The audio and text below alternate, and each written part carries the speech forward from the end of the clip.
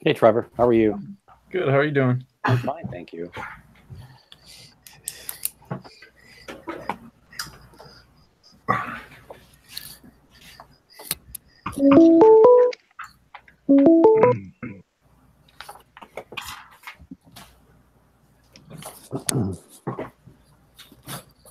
Did you all upload your materials to a Dropbox folder for tonight?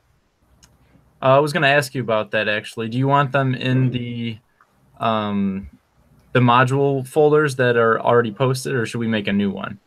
In the module posters, make it module 1 presentation. Make that the folder name and dump everything in there. Okay. And make sure that your file names are on it so we can get to it quickly. If you follow my drift.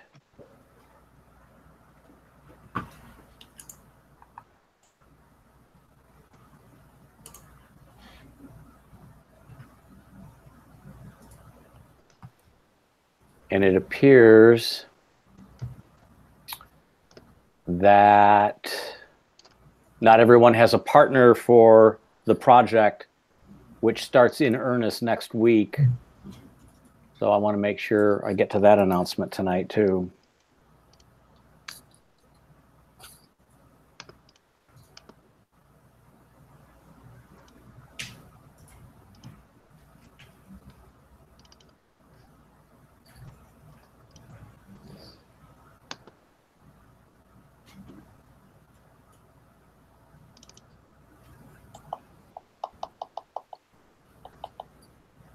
So Fajer, Hong, and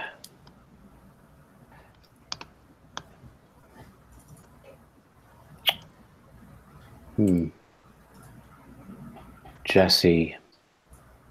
1, 2, 3, 4, 5, 6, 7, 8, 9.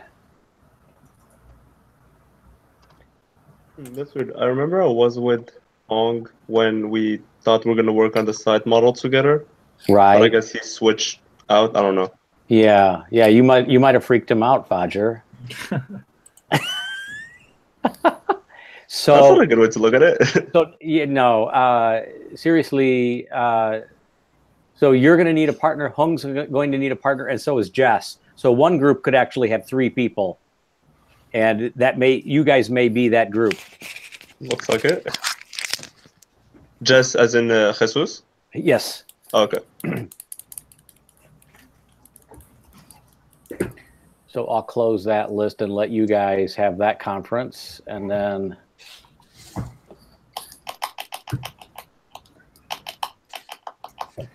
no, that's not the list I want.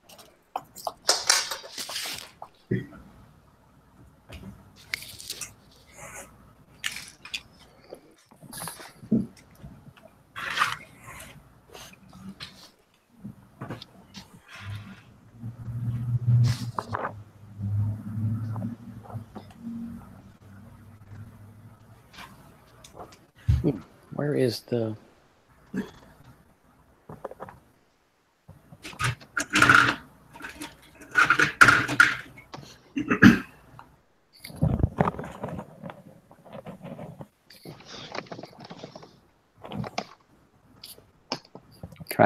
Trying to find the list that I sent out on Sunday. Here it is. Okay.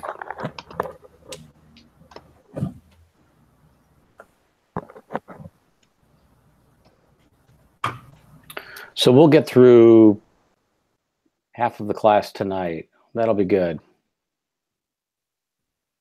And then Thursday night, I had to switch things around, Richard and Stephen, because Dan was fearful that he was going to come in a little bit late, and he wanted to make sure that he got to, Andrew, Jess, and John. So I moved them down and moved you guys up. My original schedule was meant to be kind of general to specific, ending really with the client and the building codes, if you will, which I thought was as specific as we could be in the conversation of research, but I can appreciate his schedule. I think he has a crushing schedule at the beginning of this semester for some reason. So, and I think he's got a class of like 31. So if you guys were in the on the ground studio, can you imagine the quality of time you'd have with your professor, right? Wow, I don't know, 31 people. I mean, how long will those final reviews be? 3 minutes? Right? I mean, let's do the arithmetic. 3.5 hours, 60 minutes per hour, divided by 31 students, 6.77 minutes, right? And we got to leave like at least 2/3 of that time for the critics. Wow. The elevator pitch. A 2-story building elevator pitch. Right. Yeah, take the stairs pitch. No, I don't. Hi, Dan. How you doing? Good. How are you? So, Dan, I modified the schedule to allow for Andrew, Jess, and John to move a little bit later into the evening on Thursday to accommodate. And we'll get started in a few moments. Can you hear me? Now I can. Okay, sorry. Wasn't sure if the mute was on or not. Thank you. You're welcome. Could everyone that is presenting tonight take the instruction right now from Trevor, who has created a folder? Trevor, will you announce to everyone where where their work needs to go? Yeah. Please? So if you go in our class drive, in the module 1 research themes, it should be that top left very first folder. I called it module 1 class presentations, and then for my group individually I put Alec and Trevor, and for any other groups that need to drop their documents in there. I guess maybe I should title it which theme it is, would probably make more sense, right? Or do names? The names of the individual students, I think, is fine. Since you guys are a pair, that works for us. Okay. So, Desmond, you need to create a folder and drop your stuff in there right now because you're up to bat first tonight. And Trevor, will you send us the link to that so we can? Yeah, I can do that right now. When they're all ready. Thank you.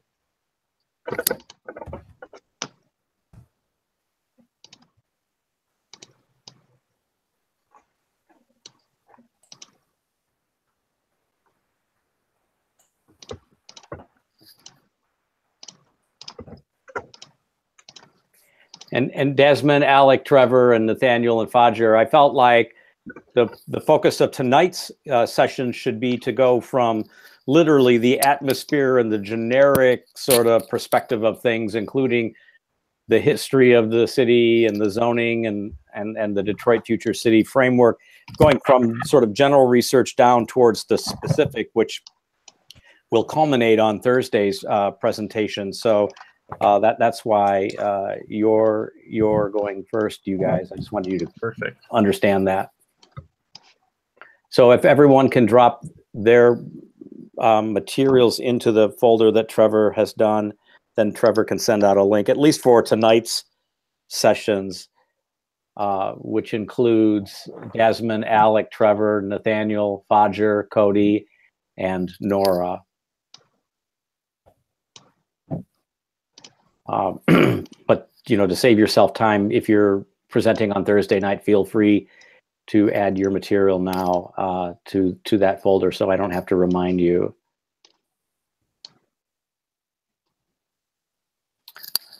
If we're all here, 1, 2, 3, 4, 5, 6, 7, 8, 9, 10. No, we're not quite all here.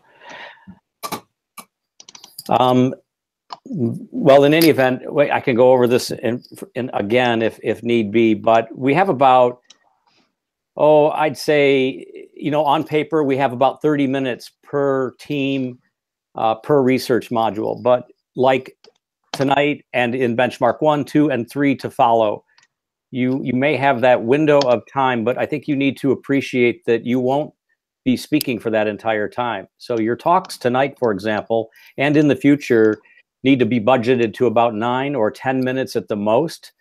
The teams that have 2 team members can probably budget a little bit more than that, but I think you should always look at these sort of milestones in terms of 1/3, 2/3, in terms of your time versus the time that your critics, which in this case is Professor Farrow and yours truly, and then certainly as we get into the benchmarks, I'll be inclined to invite other architects to the conversation, and they'll need more time to present their ideas and their concerns as well. So that's really the agenda for tonight. And in the next review,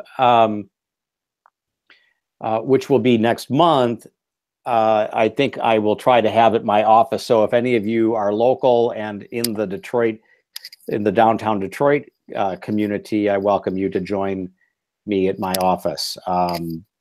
And if you're going to do that, just let me know ahead of time, and I'll make sure I order enough Jimmy John's or Hungry Howie's or whatever, and we'll include you for supper as well. But that's a long way off, and we'll get started on Tuesday talking about those next steps. Format question. Yeah, go ahead. Do you prefer that students do the presentation and then we ask questions, or could we ask along the way? You can ask along the way. I will time them, Dan, in the benchmark reviews. So they're really intended to hit that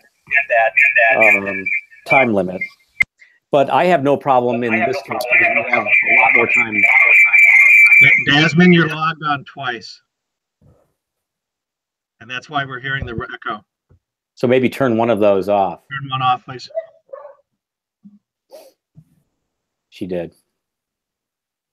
Yeah, we see you. We see the thumbs up. Thank you. So yeah, I think, Dan, in this instance, we can ask questions along the way. I'm not entirely sure that everyone will have a scripted presentation the way that I expect it to be, later in the semester from them. But yeah, I think that's fine. Okay. Are you comfortable with that? Is that why you'd like to do that? I just don't know. I mean, I leave Sure. it up to the students to decide if they would like it either way, and then Fine. I just go with it. So Okay. So we're almost all here. Alex joined us. I think we're missing Jesus. We're missing Jess.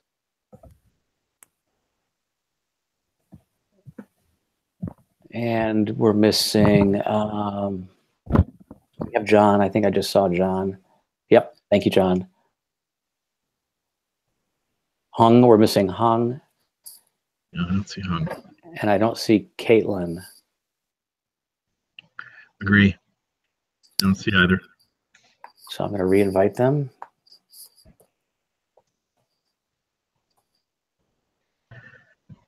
But I do see Casey, who is working with Caitlin, right?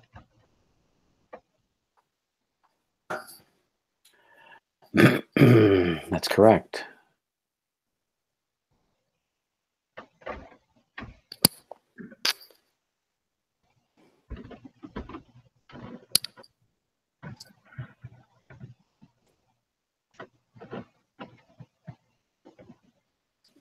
Dan, how are you managing 30 plus students on campus? I don't have 30, sorry, I have 21. 21. I thought someone told me it was 31.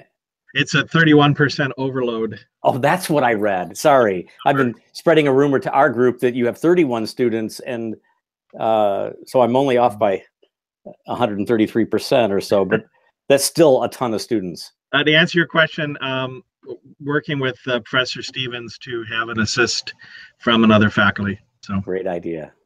Great idea. Okay. it's just very difficult to manage that number with the time frame that we have allocated. So I know. Okay, we're going to wait a couple more minutes. Desmond, I hope you don't mind. I don't mind. So I'm only seeing one folder. Nope, now I'm seeing more. Okay, Desmond, you're there.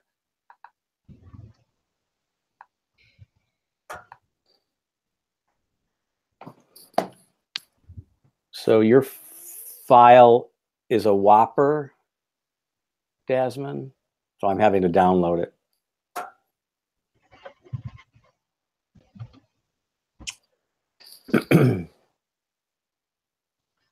Could I screen share again? I'd rather not, particularly if it's that large. Okie dokie. Yeah, I would just like to mention that my file is also pretty large, so it can be previewed on the Google Drive. Okay. This is so Fajr, by the way. Yep, thanks. Yeah.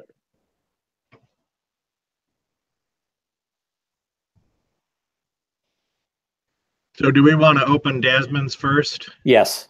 And are we going to be looking at it on our laptop? Is that the?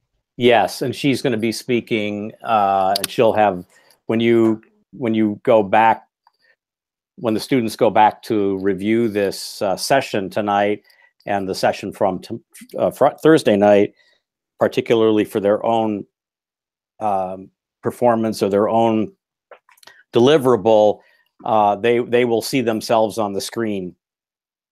And everyone should be looking at, in this case, Desmond's presentation on a slightly separate screen, or minimize Desmond's profile and privilege her work. Okay, Desmond, or will the students then tell us when to advance from one page to the next? Yes, they need to do that. Thank you. You got that, Desmond? Okay. So it's about 5:41. I'd like to get started. Hung has arrived, and I see Caitlin. Jesus is perhaps in transit. There he is. So good. We're all, well, he was here. There he is. Okay. So again, I'm gonna run the clock, and you'll hear the alarm go off when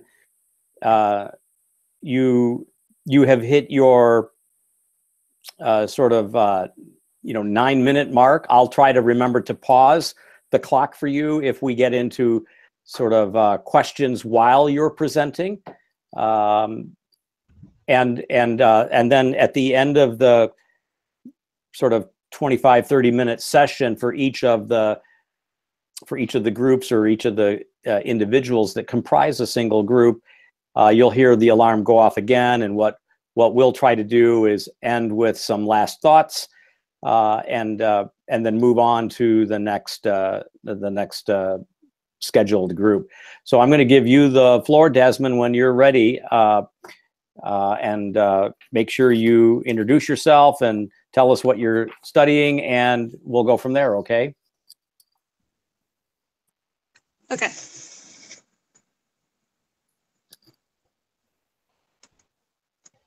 All right. Should I bring it up on my screen? Yeah, because you're going to have to talk to it, right? You're going to have to talk about the presentation. Like display to the class. No, because everyone's looking at it on Okay. Google Drive. All right, gotcha.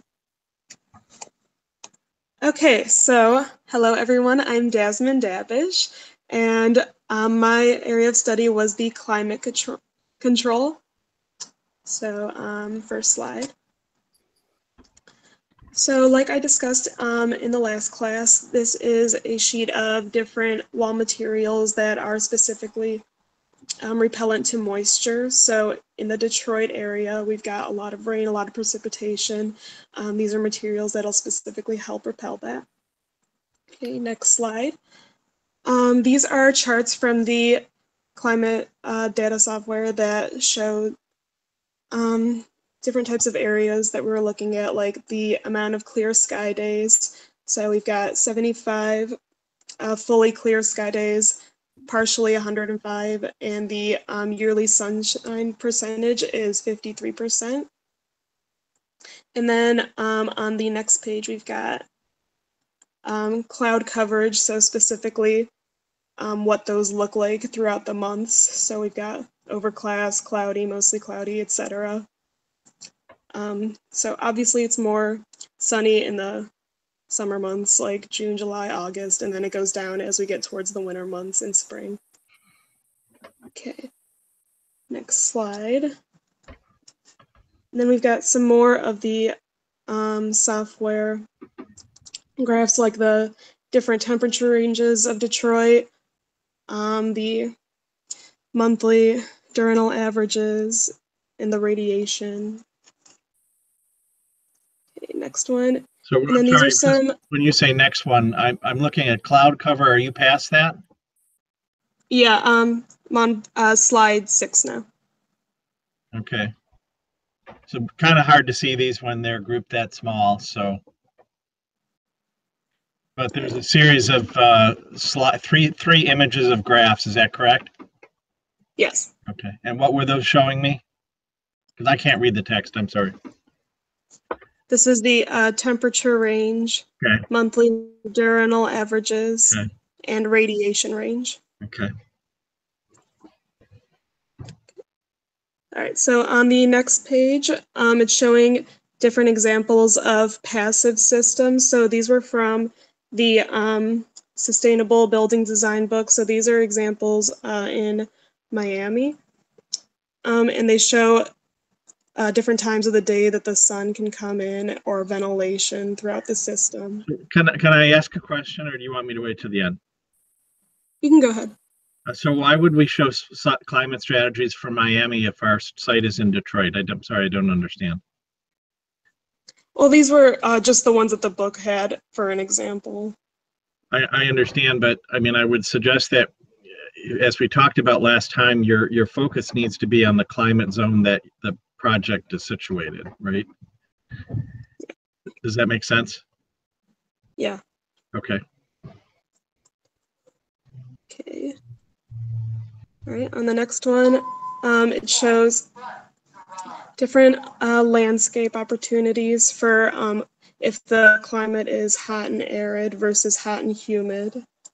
Again, can I ask why we're seeing these two? Because don't that these are not our climate zones, correct?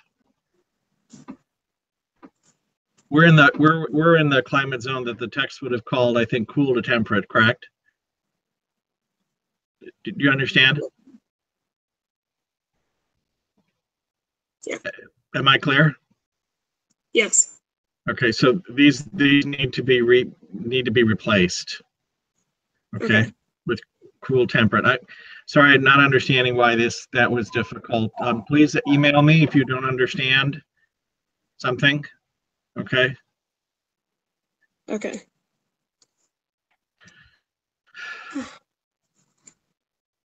Okay, so on the next one, it's showing the dry bulb and relative humidity and the dry bulb and dew point of Detroit. Now on the slide after that, it's an example of wall systems that are specifically made for sustainable design.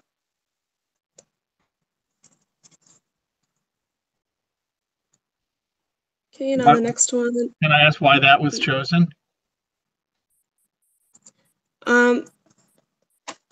This one was in the book as a design, like specifically for the building envelope that would be good for this area. This was under the temperate zone? Cool to temperate zone? So. Yeah. Okay. I'm sorry, I'm gonna let you go on, and then we'll go back to this at the end. Okay. All right, and then these are the sun charts and sun shading charts. Okay. And then the next one is the timetable plot of the dry bulb temperature. And then after that, we've got the psychometric chart that we went over last time. Then after that is the wind wheel for the Detroit for January.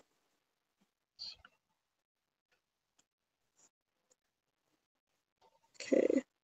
And then after that, so since this is like in coordinates with the other climate zone one, I guess that it's not the right climate zone, so it's just for the orientation of it, so we can switch that one out.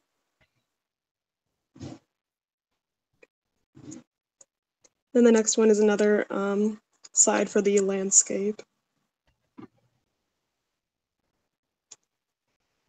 And then after that, we've got the different methods for building construction for these areas.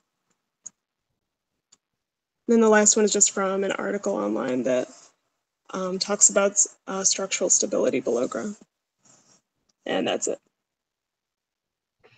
Okay, so let's go back up to the first one. And just let me give you my general impressions. I think there's a lot of major reworking that has to be done here.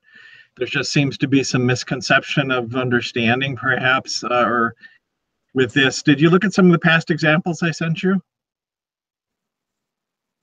Yeah, I looked at the ones in the folder. Yeah, that I sent you?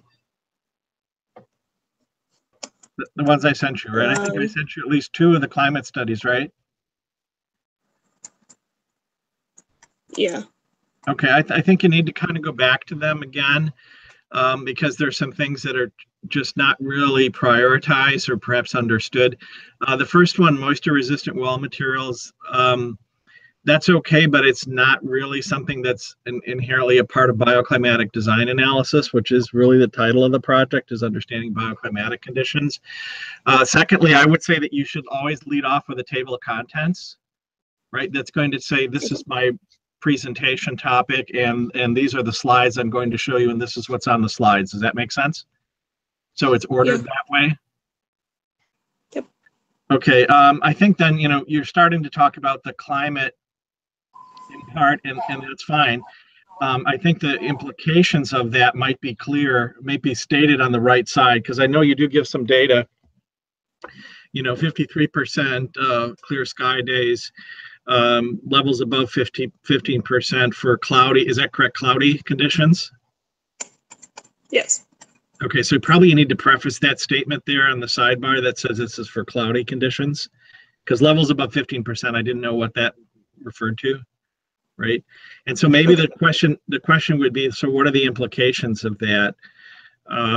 Is it really desirable for, let's say, direct gain solar? Is it really desirable for the implications of that would be PV collection, for perhaps? Those would be a couple of issues that could come out of this, which again would be backed up by the bioclimatic chart. Ground temps, when you get to that, I mean, the question would be, is it suitable for geothermal? Predominantly, that would be sort of the question you would ask. And I think the answer to that is yes. In this area, we do see a lot of projects that do utilize geothermal. So I think it is suitable in that respect. On cloud cover, again, I think it's useful you have that, but I probably would have paired that up with the slide that was with your information about clear sky days or cloud cover. Does that make sense? Yeah. To have talked about that in one topic. Right, so I think part of this is a grouping of information and how information needs to be grouped or regrouped in such a way that it, begins to be more coherent and one topic is linked to another topic. So under cloud cover, again, what are we looking at? Some of the attributes that we're seeing here, overcast or cloudy conditions, might be occurring in certain months, which looks like it's kind of unfortunate because those are the months where we'd like to have some direct gain. Does that make sense? Yes. Okay. Those next 3 slides, I know you talked about them, but again, I'm sorry, having trouble reading them in this presentation. So maybe they could be unpacked, 1 slide per page or something of that sort, with, again, annotations and comments on them like you had on the other slide. Does that make sense? Okay. What does it imply? Under passive systems, again, it's sort of like now we're jumping to another topic, right? But we didn't close out the topic on bioclimatic analysis. So first of all, this is, again, as we said, this is not the climate zone. So you'd really want to take these out. You're in the cool temperate climate zone. If you remember going back into the book again, that's where you should be. Did you have the DVD at the back of the book? Is that correct? No, I don't have. You don't have the Oh wait, DVD? yes, I do. Okay. I do. You need to load that DVD up. Okay, and then when you go to the DVD, I thought we talked about this. When you go to the DVD, when you go to those various sections that I pointed out to you, you would understand that the DVD would defer you to the climate zone. The first condition you select is the climate zone you're working with. and then you identify the characteristics, okay? So the ones I'm missing here, for example, would be building orientation for cool temperate climate, building footprint, surface area to volume ratio, location of service cores and corridors. None of those are really shown here or are correct for the cool temperate zone. And the climate landscape condition that you showed, again, also is not this climate. You know, hot, humid, hot, arid is not us. So you have to go back and select the one for the cool temperate, okay? The one that you have landscape. So under landscape, that needs to be revised and updated. The next two slides, again, I'm having trouble reading these. I guess these are relative humidity. Is that correct? What slides are you on? It's after the landscape slide. I see two charts together again. Sorry, it's hard to read these because they're small. This is dry bulb and relative humidity, okay. And dry bulb and dew point. Okay, so again, it probably, if you're showing that, there should be an indication of what relevancy that has to some of the climatic conditions.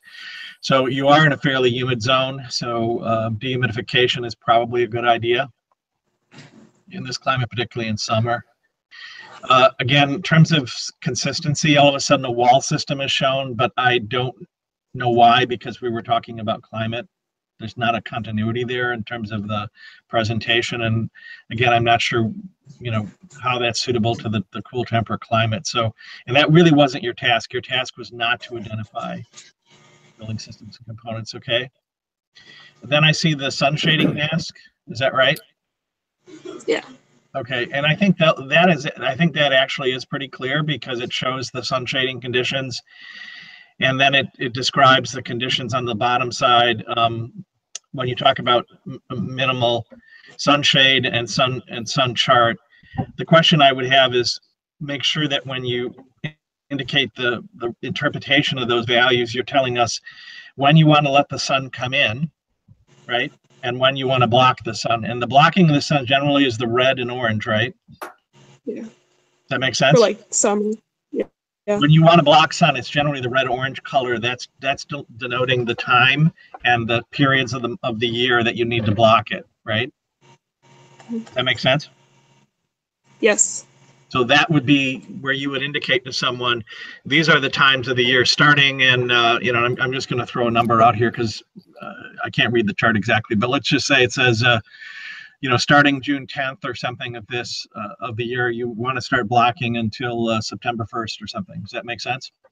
Because the sun chart is showing you all the red line indications that suggest that that's the time of the year when the sun should not be allowed in the building, right? Again, I'm looking down on the next chart, which looks like a timetable plot, correct? It's titled. Yeah. Okay, probably again, I'm trying to understand I can't read the descriptions here, but what it is that you're showing and notes on why we're seeing it. That would be important. The most important chart, I thought we talked about this last time, was the psychometric chart, did we not? We did. Yeah. Right, and that was a chart you skipped right over.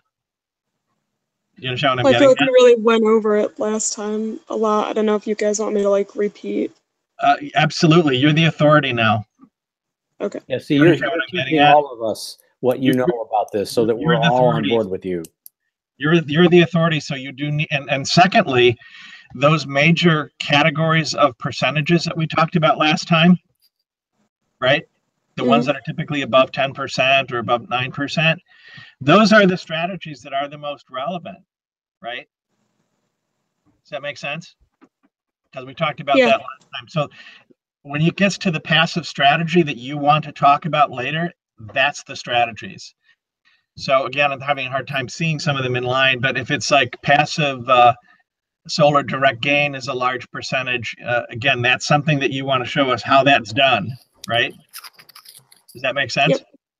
And again, when active heating and dehumidification is a high percentage value, which I believe it is at 51%, that's not a passive strategy, but it's just simply a condition, right? It says that in order to be comfortable in this climate, 51% of the time throughout the year, you're going to need that system, right? So what are the implications of that as an architect that you need to bring forward to the class? And that would be, I better have a very well-performing thermal envelope, right?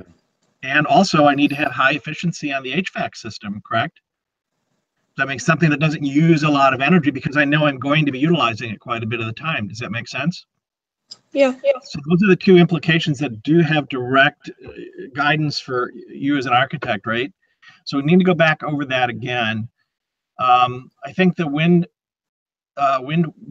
is that correct? The wind wheel that I see there, is that correct? Okay. Yeah. So again, what would be the interpretation of that?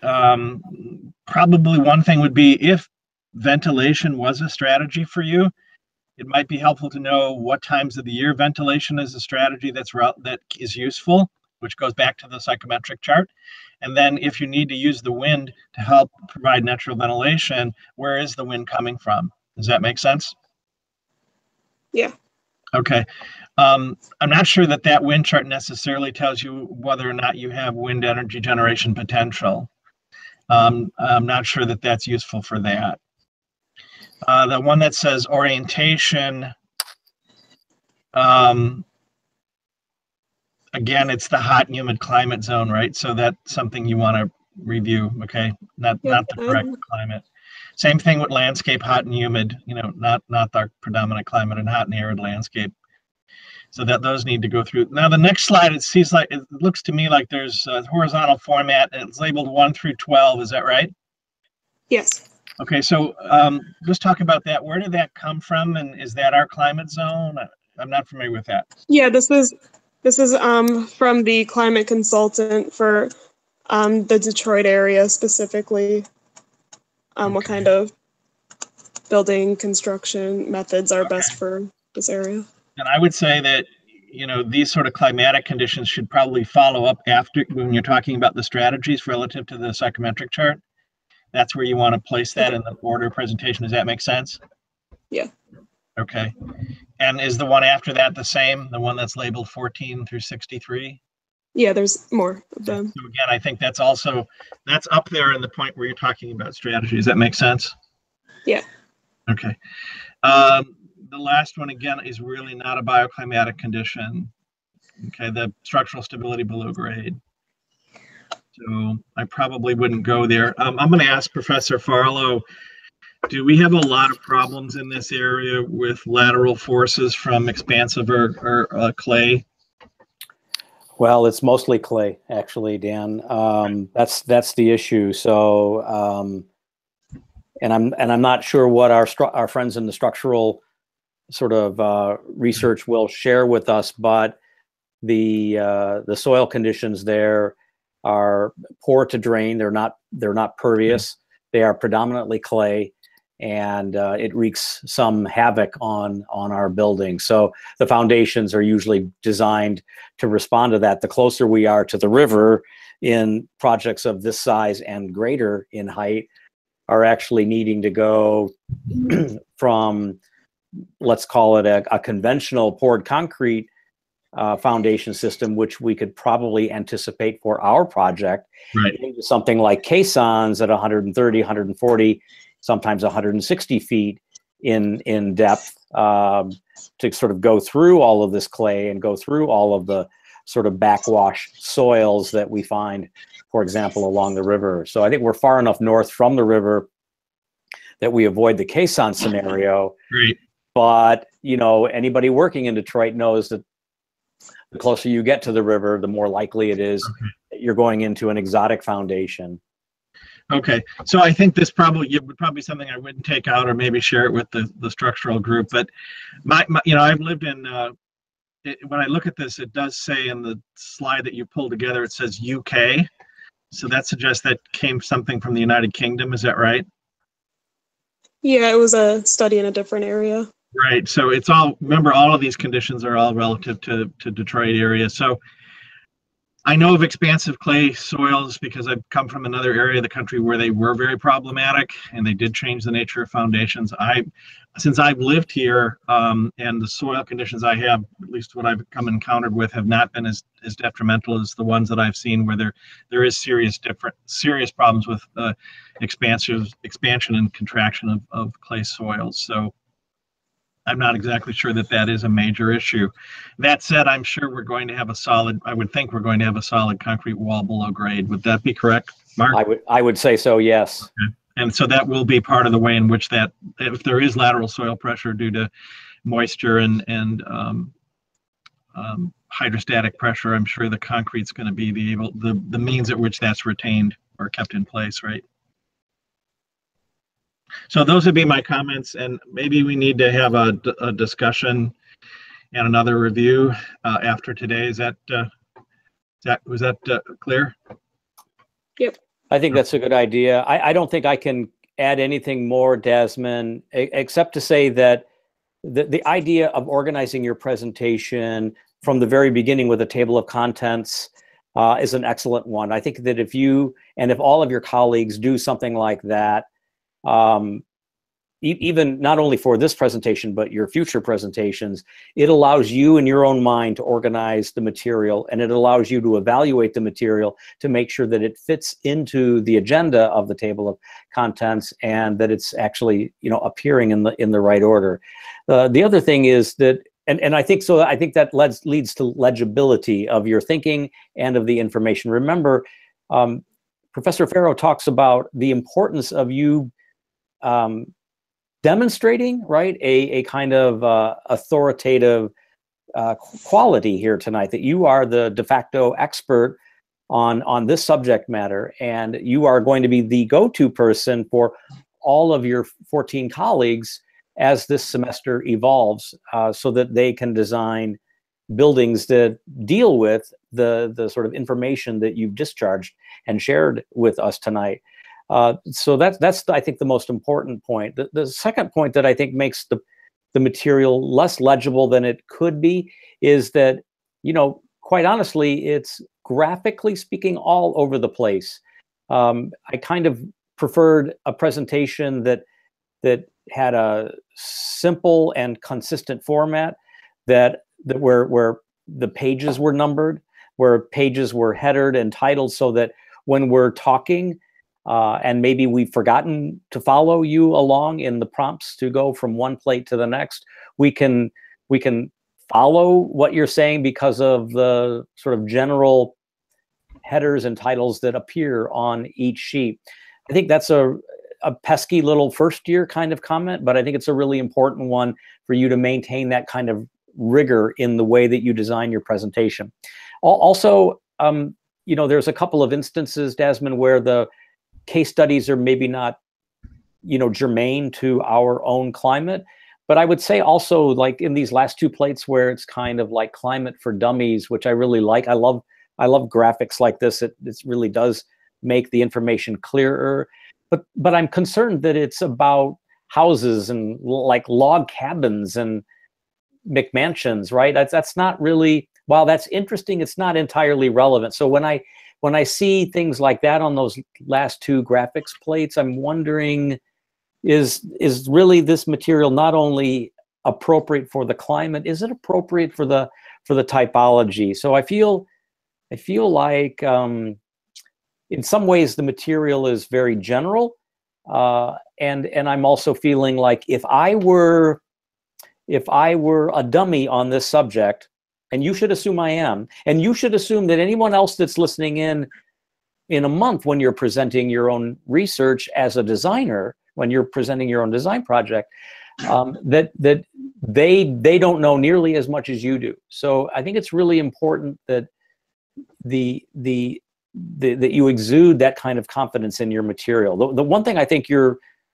really impressive with is the clarity of your speaking voice, the even keel, the even sort of professional tone that you maintain, and I kind of wish that same quality existed in your presentation. I think if you sort of calibrate some of the work that Professor Farrow identified tonight as maybe fixable, I think you'll have a much better sort of package for us to look at. But if you can think about how dummies like me can actually take your information and design a better building, a more responsive building, therefore a more responsible building, if you all can make sure that your information equips us as designers, I think you'll do better. And you heard the timer, so we need to move on. Thank you, Dasman. So, Dasman, are you in Detroit? Like an hour away. You're an hour away. Okay. You know, if you feel that you need to meet with me, that maybe we'll be more productive on a direct interface, let me know and we can do that. Start out, I would say, I know we've got to move on, but start by looking at the past examples. If you don't understand something or you need more discussion with input from me, let me know immediately. Can resend something or resend something else. Secondly, go back to using the textbook DVD, right? And go over those attributes that I talked about. Make sure you're in the cool temperate zone when it comes to selecting the correct zone for understanding that attribute. And the attributes would be building orientation, footprint ratio, surface area to volume ratio, location of service cores and corridors, and then also looking at the landscape and site condition response, okay? Okay. Let's start over there, and then that may give you that might provide the directions for the main topics that we're talking about. Secondly, this can be done. Students do this, they've done it in the past, and the work that you do is credible, okay? But you have to follow my instructions. Does that make sense? Yes. You have to follow my instructions for it to be credible and to be valued, all right? So whatever miscommunications we have, we need to work that out, all right? Okay. All right, thank you. Thanks. So we have Alec and Trevor, correct? That's right. And we have 3 documents in the folder. So I'm going to let whoever is holding the microphone, Alec or Trevor, tell us which one to open. Okay, and I'm going to put the camera on you, Trevor, and so, you tell us what to open.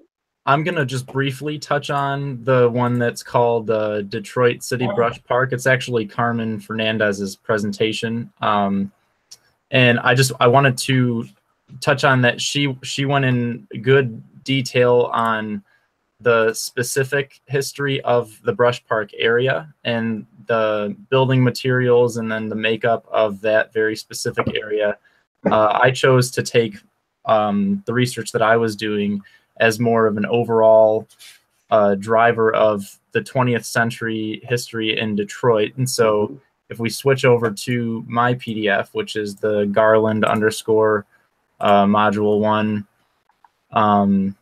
Gotcha. I'll give everybody a second to get there. And just to sort of quickly mention that Carmen was a student in the studio last semester. So I appreciate that you gave her credit there just now. Some of the voids, I guess, that I was looking to further the research in were what were the overall in the timeline of the time span of the 20th century, what were the most influential pieces of history that really helped shape the direction that Detroit went and the identity that it has today. And so on that first slide, these points on the timeline represented with that black dotted line, I have called out over on the right there as the 4, and from the research I did, the 4 most crucial influences of what helped move forward or move backward in some cases the culture of Detroit as a city. And if we go to the next slide, I'll get into the first one. So first and foremost, I thought the industrialization period and the development of the automobile and the plant was a large attractor for jobs. I talked more about Henry Ford on this sheet, but it was really all the big 3 bringing a lot to the economy, and it established the middle class that really didn't exist much before that. So I saw that as one of the really crucial points in the 20th century, the early 20th century, that helped shape the direction overall. And then if we go to the next slide, that growth was seen into the early 1940s. Really, people kept migrating from Europe and then also the South. When the United States entered World War II, they actually stopped all automobile production in those factories 3 months after we entered the war, and they started only defense production. And that they call, a lot of people call it the Second Great Migration to Detroit. It was kind of a win-win for the people leaving the South.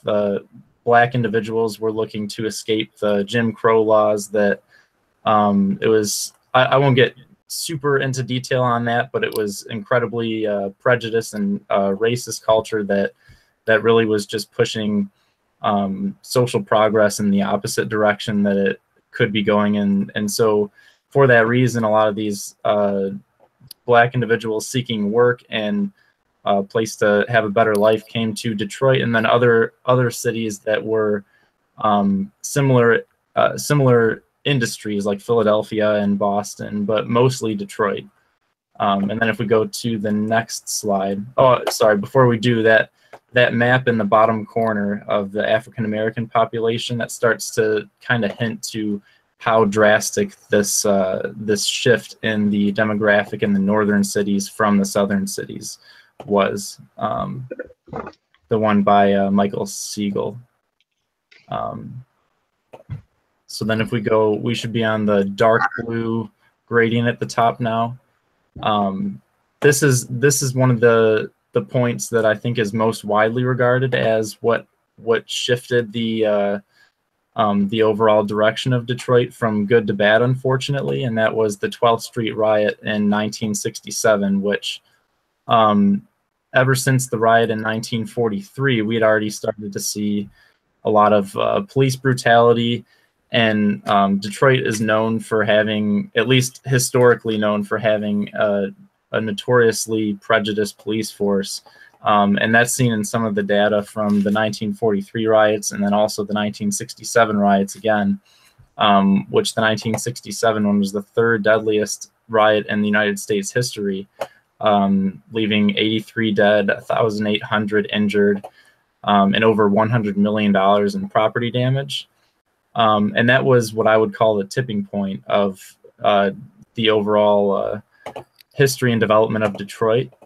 And if we go on to the next slide, this is more not necessarily an event, but kind of a result of the first three events. And this is where I talk about white flight and that after all that destruction and the FHA was, they had a part in making it impossible for, we mentioned redlining in one of the earlier classes, but they were prohibiting Black families from obtaining mortgages in predominantly white neighborhoods. And so the government actually played kind of a major role in the suppression, the systematic oppression of Black families, which that in combination with, I talk about here, I-75 development effectively choking off Black Bottom and Paradise Valley.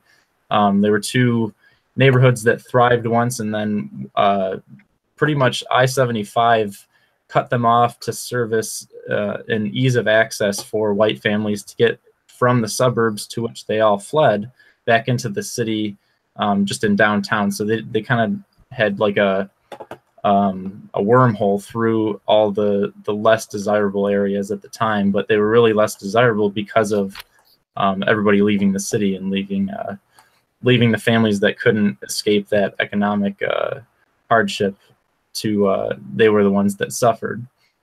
And then in these last couple slides, we're on the one with it's got all the circle diagram at the top there. I need to get the titles on here. I'll take the advice that we talked about in the last presentation. But this is what's happening now as a result of the identity that Detroit currently has, and that in these that place, it was pps.org, the Project for Public Places, or sorry, Project for Public Spaces. And then I looked at their work, and then the strategies of Maurice Cox, who is our urban development director in Detroit, and they align really closely with how you can effectively go about strategic placemaking and creative placemaking and tactical placemaking all in the same light. And so then up there in the right-hand corner, there's one example in Campus Martius Park of what I think most people widely regard in the Detroit area as one of the more successful places. And then on the last page, those are some very recent, current, and then near future developments that also start to incorporate a lot of the ideals talked about in these diagrams in the text, the body text in placemaking and issues related to that. Okay. And I don't know how, if you want to give me feedback, Alec is going to kind of piggyback off of my research that I've done in the overall history of Detroit.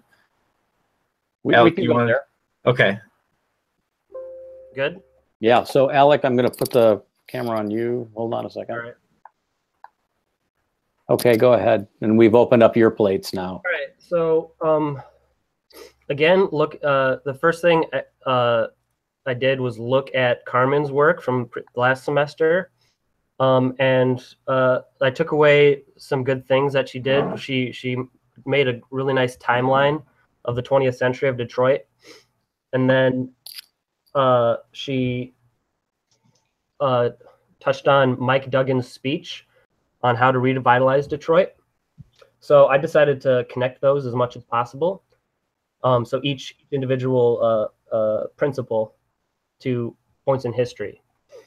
So on the first page, we have everyone is welcome in our city, which is related to race, mostly. Mike Duggan has worked with Take on Hate, and which is all about promoting Arab Americans. And then the Detroit NAACP is one of the oldest and most active branches. In the history, we can go back to the FHA and segregation. The Federal Housing Administration created redlining for neighborhoods of Black communities. Excuse me, I'm not feeling well.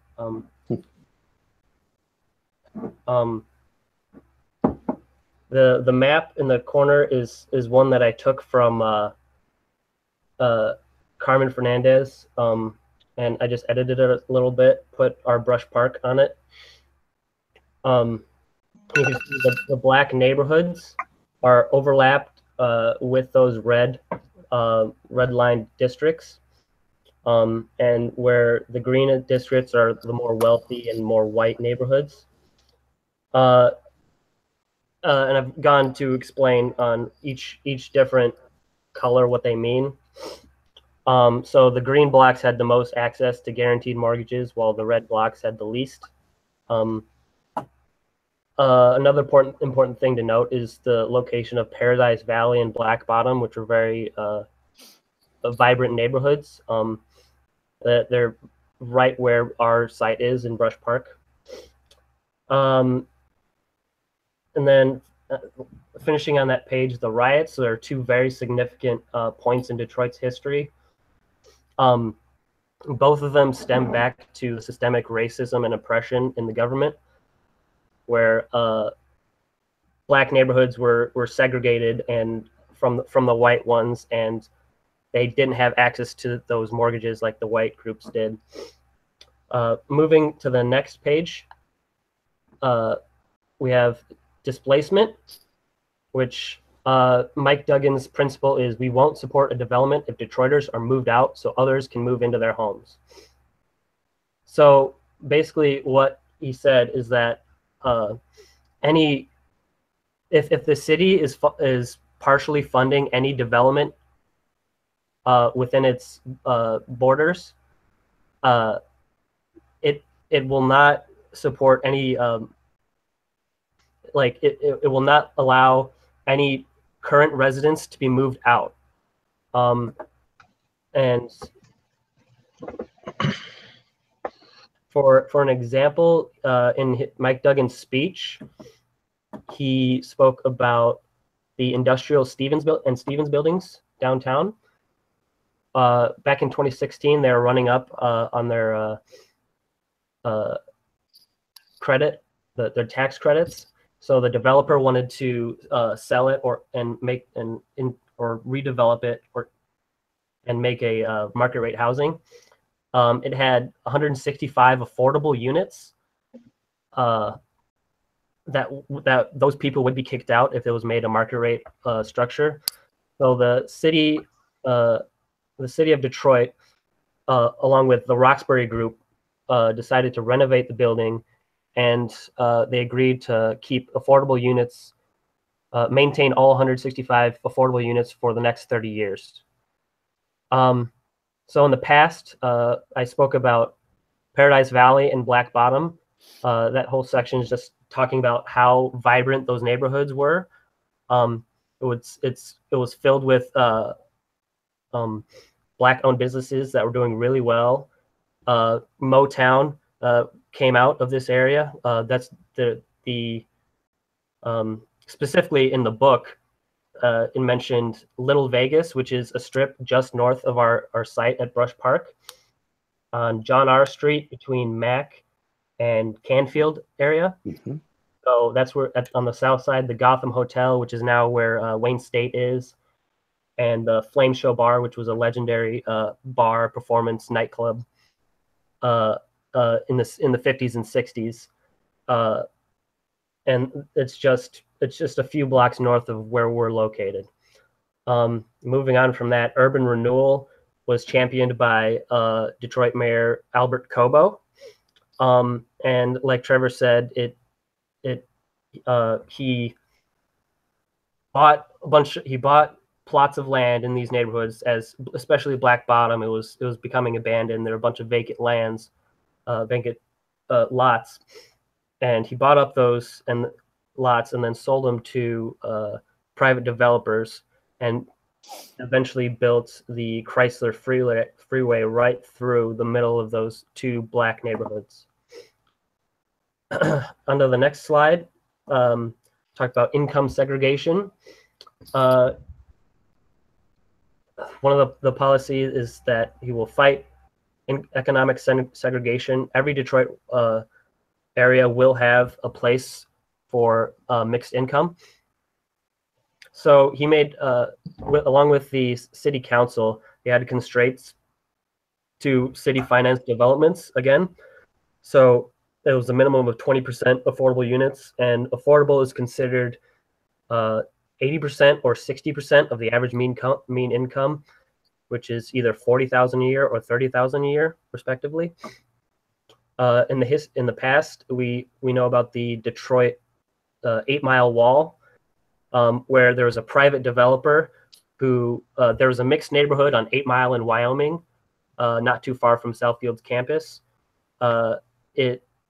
The private developer wanted to make housing there, and then due to the FHA, they wouldn't guarantee the mortgages because it was a mixed neighborhood.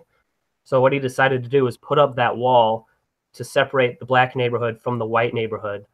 And then the FHA agreed, okay, we'll fund this. So the wall still exists today, and it's been painted with civil rights images.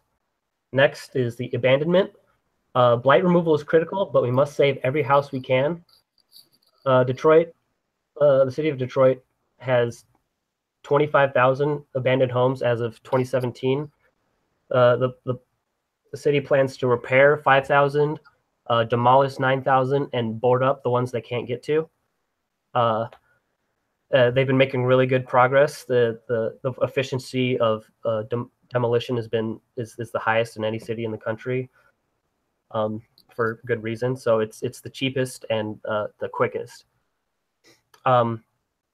And for the history, how it relates is that all these abandoned houses relate to the white flight, 60s and 70s, where industry started to move out of the city. They started to move out of the state and even out of the country. So like the big three started making factories in Pontiac, in Flint, in the southern United States, and even in Mexico. And with that, the white population started to follow those into the suburbs and out of the city. And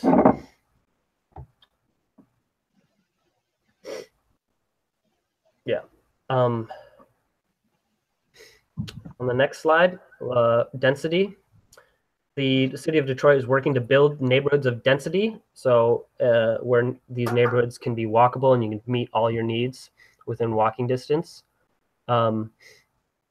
They partner with Invest Detroit, which is the strategic neighborhood and the strategic neighborhood fund to create these dense neighborhoods. What they do is renovate and occupy any salvageable house, invest in any housing, new housing nearby. Then the city works on infrastructural improvements like roads and walks and street signs.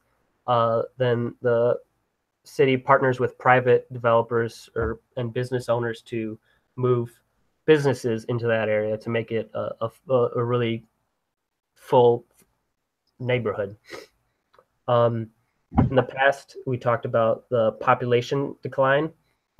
Again, with people moving out of the city into the suburbs, the density of Detroit just went away. And at its peak, our population was almost 2 million in 1950, and now it's just under 700,000 people. And there are few neighborhoods now that are just starting to see little upticks in population, and the decline overall has certainly slowed down a lot. Having a say, those who stayed will have an active voice in shaping their neighborhood's redevelopment. So the people that live in Detroit right now have the opportunity to meet with the city and developers about what is going to happen in their neighborhood. So what are they going to build? What is it going to look like? What do they need? Also, the Detroit Land Bank created a policy that the people living in Detroit, if they're living near a vacant lot and they've been taking care of it for years, they can buy that lot for $100. So a lot of people have taken it up. I think you said like 20,000 or something like that. People have bought their neighboring lots, and they take care of them. They're sometimes they can build a house on it. Otherwise, they're just expanding their yards. Then in the past, once again we talk about Albert Cobo and Urban Renewal, where he sold those vacant plots of land to private developers, which eventually ruined the neighborhoods. The next slide, number 7, the jobs and opportunities will be brought close to the neighborhoods and made available first to Detroiters. Rick Snyder and Governor Rick Snyder and Mike Duggan worked together to bring some manufacturing jobs back to the city of Detroit. One of the big ones is Flexengate. It just happened this past year. I think they're still building the factory. And I think it's on the southwest side of Detroit. I don't remember exactly, but the owner is actually also offering $20 per hour minimum wage for factory workers to try and help break the cycle of poverty. Motor City Match is another city-sponsored program that gives out grants every year, up to $500,000 in grants every year, and it partners. It connects building owners with entrepreneurs in this area. So people that need a space to work, they're growing their business, with people who have a building but don't have anything to do with it. It's just empty. In the past, once again, we talk about factories moving out. I showed images of the Packer plant, which is famous. Used to be very active, and now it's just a ruin that we look at. And you can, there are tons of ruins that are similar across the city. The last point was the Detroit riverfront belongs to everyone, and Mayor Duggan's administration have worked to make the Detroit riverfront public and accessible to all incomes. There were a few developments that were just to the east of the Renaissance Center, where Milliken State Park is right now. Back in 2007, they wanted to build market rate housing right up to the water, and then the housing market crashed and it fell apart. And then in the past few years, the city planning department came back and was like, okay, we don't want market rate housing. We want this to be a public space. So they pushed it back, and made room for what's now that Greenway, which it was industry before, industrial land. And then so they pushed it back and made it again following that 20% of affordable housing. So there is housing close to the river, but there's still a large public space, like in lots of other urban cities across the world. And then in the past, it was most of the river was industry.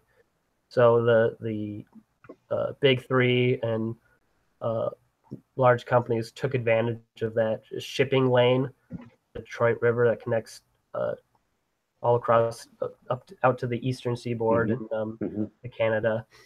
And it was just, there was not really any public space.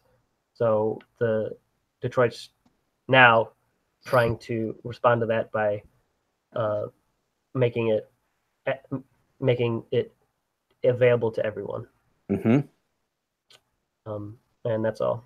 Okay, so we're sort of only going to have a few minutes here. So I want to thank you both for working together to develop this. You know, what's interesting to me about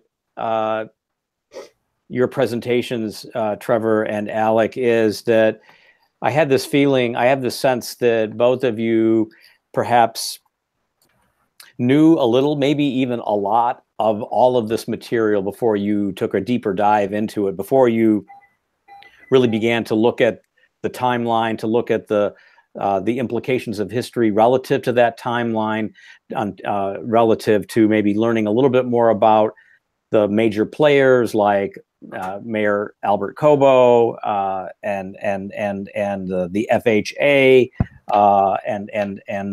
and these sorts of things. And I think you probably had a sense of what the riverfront was like and how Brush Park played into the Black Bottom conversation to some extent.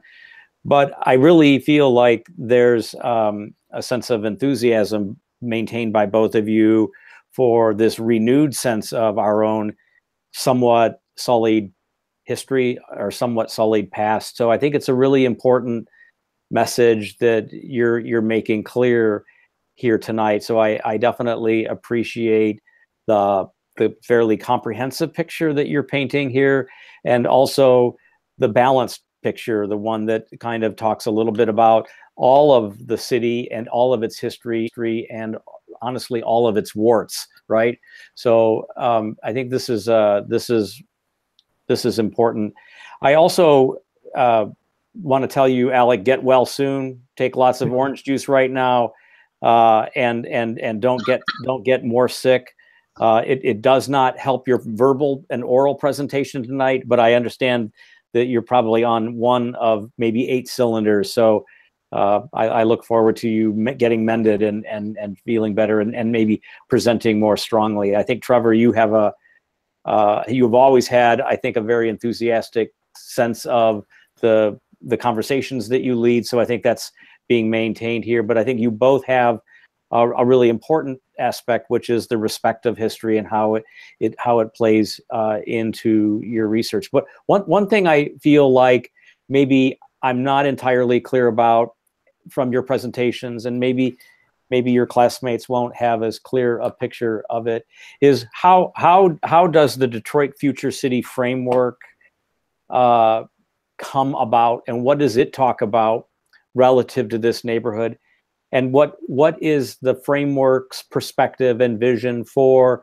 this part of the community, the Brush Park community, and also how does City Modern Detroit appear to embrace the Detroit Future City framework, or how does it ignore it? I think if we understand, for example, what other designers, what other architects have been designing relative to the framework and relative to their knowledge, right, of all of this warty, tarnished, but obviously a history where the needle seems to be moving to maybe a more optimistic sense of itself. How do architects make sense of all of this? And I guess I'm not entirely clear. While this is really, really good stuff, I'm not entirely clear what we should do as architects. And I'm wondering if you can maybe think about that a little bit more overnight. And I would be interested to talk a little bit more with you about that. How are other architects doing this? What are the things you're seeing in this neighborhood that are manifestations of the history of Detroit in their architecture? And what is the role of the Detroit Future City framework in all of this conversation? The last thing, before I hand it over to Professor Farrow, is that you can appreciate that I'm going to commend you both on really a lovely graphics presentation. It's a little maybe text heavy for my perspective, but I think history is about the narrative in many ways. So I will definitely look forward to reading this more carefully. But I do appreciate the graphic plating, the templating of it. I do appreciate the story that you're telling in a sort of a linear fashion. So this is important. I'm also appreciating the discrete references, the annotations and footnotes that you include here, so that someone else inspired by your research can go back and look up this map or this article on their own, which is really what you want to be able to create with your research. And then I'm looking at Alex's talk here, and he actually includes kind of a counterpoint to what Professor Farrow was saying about a table of contents. He actually includes the bibliography at the rear, and I wouldn't be surprised if I'm looking, yeah, and Trevor has the same thing. It takes a minute to toggle between both of them. So the idea, right, of including that bibliography is really good. It gets you into the discipline and the rigor of doing research as the basis for design, which will become kind of the set piece for your work here and as well in our graduate program. Dan, would you like to weigh in on anything? Yeah, a few things. I mean, I think first of all, it's a very complicated, long history here that you're synopsize. Maybe I'm hitting on the same issue Professor Farlow is, but I think the other question becomes in my perspective, what are the potential implications for your project, right? Yeah. And I think, in part, I think he's alluding to some conditions that I think are worth thinking about. How are architects responding to conditions that might be in rebuilding urban neighborhoods like this? And you'd want to look at architects that are doing a lot of urban infill projects and probably in areas where there are economic challenges. Does that make sense? Yeah.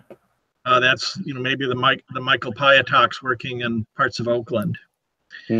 Raymond Gidrose of Urban Design Associates does a lot of work in what you might say are some of the more urban areas that have been challenged and are distressed. And by the way, Dan, Urban Design Associates worked with our office to do Orleans Landing, which Alec almost mentioned tonight, for example, along the riverfront. So I know them. Would you agree that they would be a possible? Yeah, definitely. Just look at their website and then start to target their work, really all over St. Louis, Pittsburgh. Right. That said, I think the other side of this could be, and I'm not sure Professor Farlow agrees or not, but can you move to maybe a more abstract basis for understanding these conditions? So I'm just going to throw something out there. It may not be interesting or not, but let's just say you're intrigued by the idea of redlining, right? And you decided that maybe some element of your project would have a red line, etched or part of a site plan. And you're thinking, well, what's the purpose of this? Well, it could be because, someone would be able to think back in the future, back in time after this project's built, and they're giving historic tours of the site area, and there's the docent can look down and say, in this case, the architect was referencing the history of redlining, and that's why this red line is part of the site plan. So, I don't know if I'm way off base here, but I'm searching for how maybe in the abstract sense, right, your project can tell a story about the history of Detroit. Does that make sense? Yeah, that's very interesting. Yeah, and it's not and I know it's not etched into any of the pragmatic issues and issues that, of course, are of serious consideration that Professor Farlow's talking about, and rebuilding urban areas, public safety, how do you revitalize an area? All of those are really important, of course, in other ways. There are other people that have looked at rebuilding Detroit. I think the Harvard-MIT Joint Center for Urban Studies or Housing Studies has also looked at what their thoughts are of Detroit. Some, people move in different directions in terms of rebuilding Detroit. Some believe that maybe, completely, repopulating Detroit to the city of 2 million is not something that should be a goal. Right. And I don't know, what Professor Farlow's thoughts on that are. Yeah, let me think about that. But their arguments are that maybe you could work towards building more livability into the city and providing certain amenities and making the environment attractive to industry to move in. And let me just, related to that, you have to understand something about economics in community planning or city planning, and that is, if you're looking at lower to middle income communities and you're asking, well, they all pay taxes, so of course they must pay enough tax to support the municipal infrastructure and the municipal employees and the school system. And the answer to that is they don't. That really it's industry and commercial entities.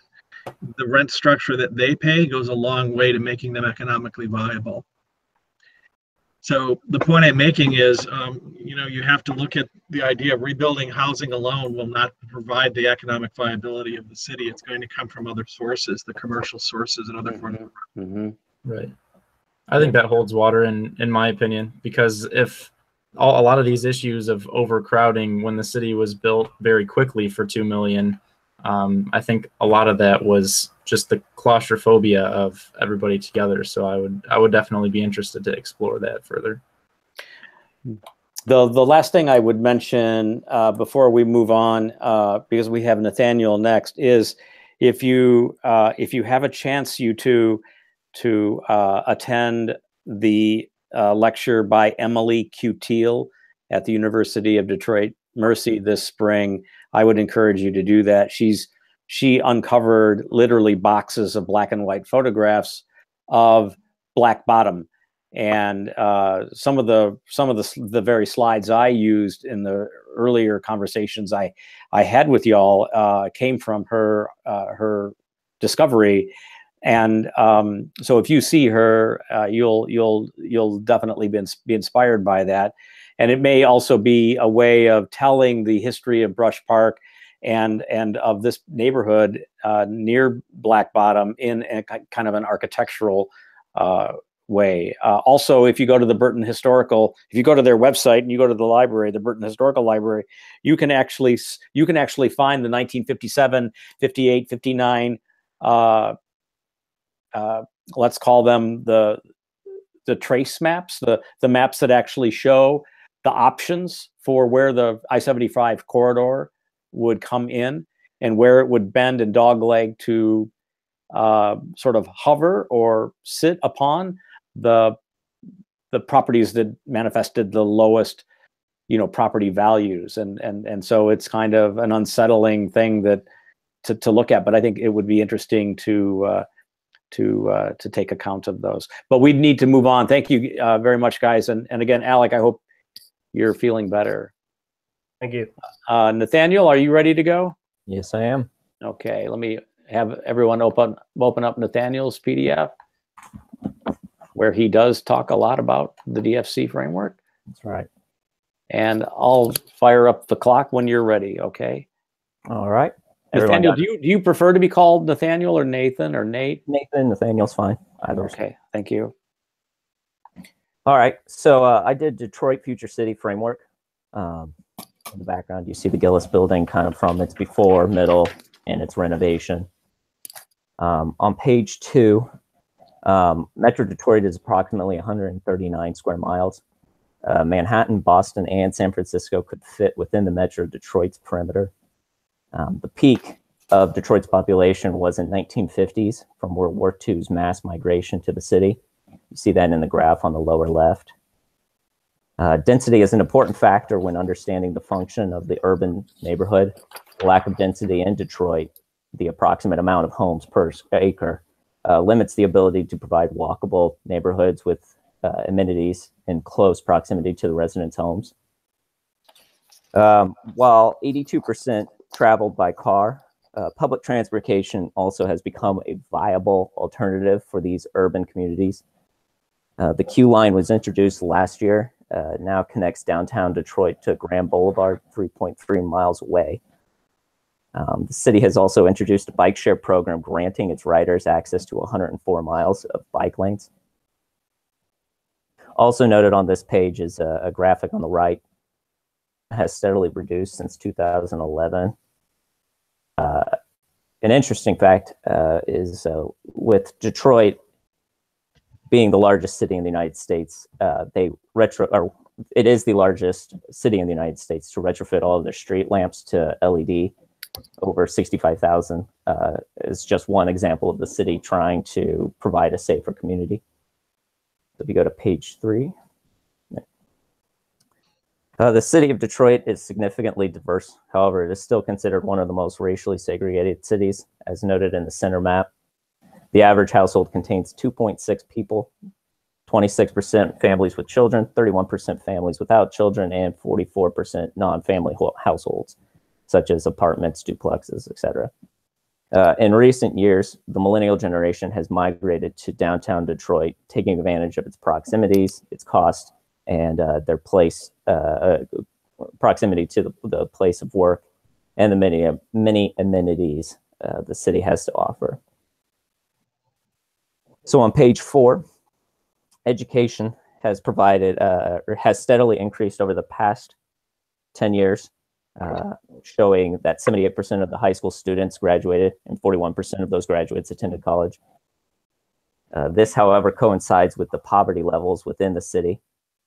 Community surveys identified that more than 40% of Detroit residents and 57% of the children under the age of 18 live below the federal poverty line. Hey, can I ask a question? Mm-hmm. I'm just throwing that out for I'm just trying to relate this presentation to what we just heard a moment ago. Mm-hmm. Professor Farlow can talk to this as well. I believe that 20% affordable housing was for income brackets that were $30,000 to $40,000. Is that correct? Yeah. I think so. That I just saw. Right, and now I notice that 40% of the population is in poverty, and the poverty line is 24,000. You see my point? Mm-hmm. that are we really reaching people that are in poverty in Detroit if that income standard is truly what's being defined as affordable? It's probably missing it. Yeah. Right. And this is another fact that we're discovering as we're seeing more and more. And I've stopped the clock, Nathaniel. So I'm sorry. You'd appreciate that. But it's very interesting that of all the newer product that's come on board that has taken tax sort of incentives that we talked about earlier, and included 20% affordable housing based on these programs, that those those units are having difficulty filling up, that the process is too burdensome, the income levels are perhaps still too high, or that their income levels are so low that they can't even afford the set-aside product that developers and architects are designing for. So it's definitely becoming sort of a flashpoint for us. Good observation. Yeah, and that's my point. I think that you really hit on that. That the issues in the past are probably still lingering, and part of it is policies like this that are not really addressing the issues that are at hand. Yeah. So thank you. Okay. We'll slide down to page 5. Detroit residents also face many health issues, suffering from high rates of disease and other chronic illnesses. Disparities are particularly acute for conditions such as infant mortality and HIV infections, where Detroit's rates are more than twice the national average. Oh. Page 6. So now we'll break. So we just reviewed the people of the city. Let's review just the economy from a grand scope. There are roughly 238,400 jobs in Detroit, almost 207,000 of those in the public sector. 51% of those jobs pay more than $40,000 a year. The growth of Detroit's economy over the past 5 years has helped increase the city's jobs to population ratio to 30 jobs for every 100 Detroit residents, up from about 25 in 2010. Let's go to the next slide. So this now breaks down kind of the place, the city itself. Single-family homes dominate city housing at 73%, and 92% of the housing stock in Detroit was constructed prior to 1980. This is a notable fact since lead paint was outlawed in 1978. The substantial portion of the existing homes may expose their owners to this contaminant. Of the 365,000 homes, nearly 30% are vacant, and the remaining 255,000, 51% of them are occupied by renters. The median house income is the median house is $19,070. And it was found that 58% of Detroit's renters were cost burned, and that 37 spent more than 50% of their income on home. So let's go to the next slide. In 2014, 78,506 structures would likely need intervention, meaning that 40,000 already were identified as blight or identified as in deteriorated conditions. Since that time, almost 12,000 of the homes have been demolished. An important note, of the 139 square miles of Metro Detroit, 24 miles are vacant lots. That's 17% of the city. So the next slide. In 2004, when identifying who lives in the city, Detroit then created blueprints for crafting a better, more prosperous city through 2050. They created 12 imperative actions that focus on people, their economy, and where they lived. This includes re-energizing the economy, promoting sustainable residential density, and strategically conditioning the use of land. We'll go to the next slide. These 12 actions created a form of a litmus test to help facilitate consistency and functionality as the city evolves. These 19 elements identify the quality of life and the economy. I've identified 8 of them as important factors when designing your structure. The blueprints also determine milestones over the next 5, 10, 20, and 50 years. At the 5-year mark, the city will stabilize the physical conditions and implement reliable and quality services. At 10 years, the public land is positioned for new development while residents find it a more affordable place to live and are beginning to find job opportunities in the town. Within 20 years, a more stabilized population will be able to support new and innovative growth. And in 50 years, Detroit will have gained its position as one of the most competitive cities in the nation, top employment center in the region, and a global leader in technology and innovation, creating a healthy and sustainable job to resident ratio and economic opportunities for the broad range of residents. So we'll go to the next slide, which is a list of 9 goals that the Lower Woodward neighborhoods created, which Brush Park is part of Lower Woodward. For goal 1, for example, I applied several of the litmus tests to see how they would help keep that goal consistent. So for goal 1, redevelop neighborhoods, I've included the safety, housing, culture, and cost all towards achieving this objective. So when you read the description of each of those litmus pieces, it kind of ties into what their goal was through the process. And then this we can scroll down to slide 13 or past slide 12. This all just shows the different goals that the neighborhood had identified. So on the blueprint for Detroit's future, this one doesn't have a page number on it. This map identifies the key features of the entire Lower Woodward neighborhood that Brush Park resides in. This also showcases several of the key issues identified by its residents. So trying to maintain arts and culture, the city design, historical preservation, all of those are important factors that the neighborhood wants to keep and maintain. So we'll go to slide 14. This is breaking down Brush Park by its zoning. We see the allowable building height is 4 stories. We are allowed medium density residential construction. And on the right, you can see all of the approved and planned development and the properties already under construction.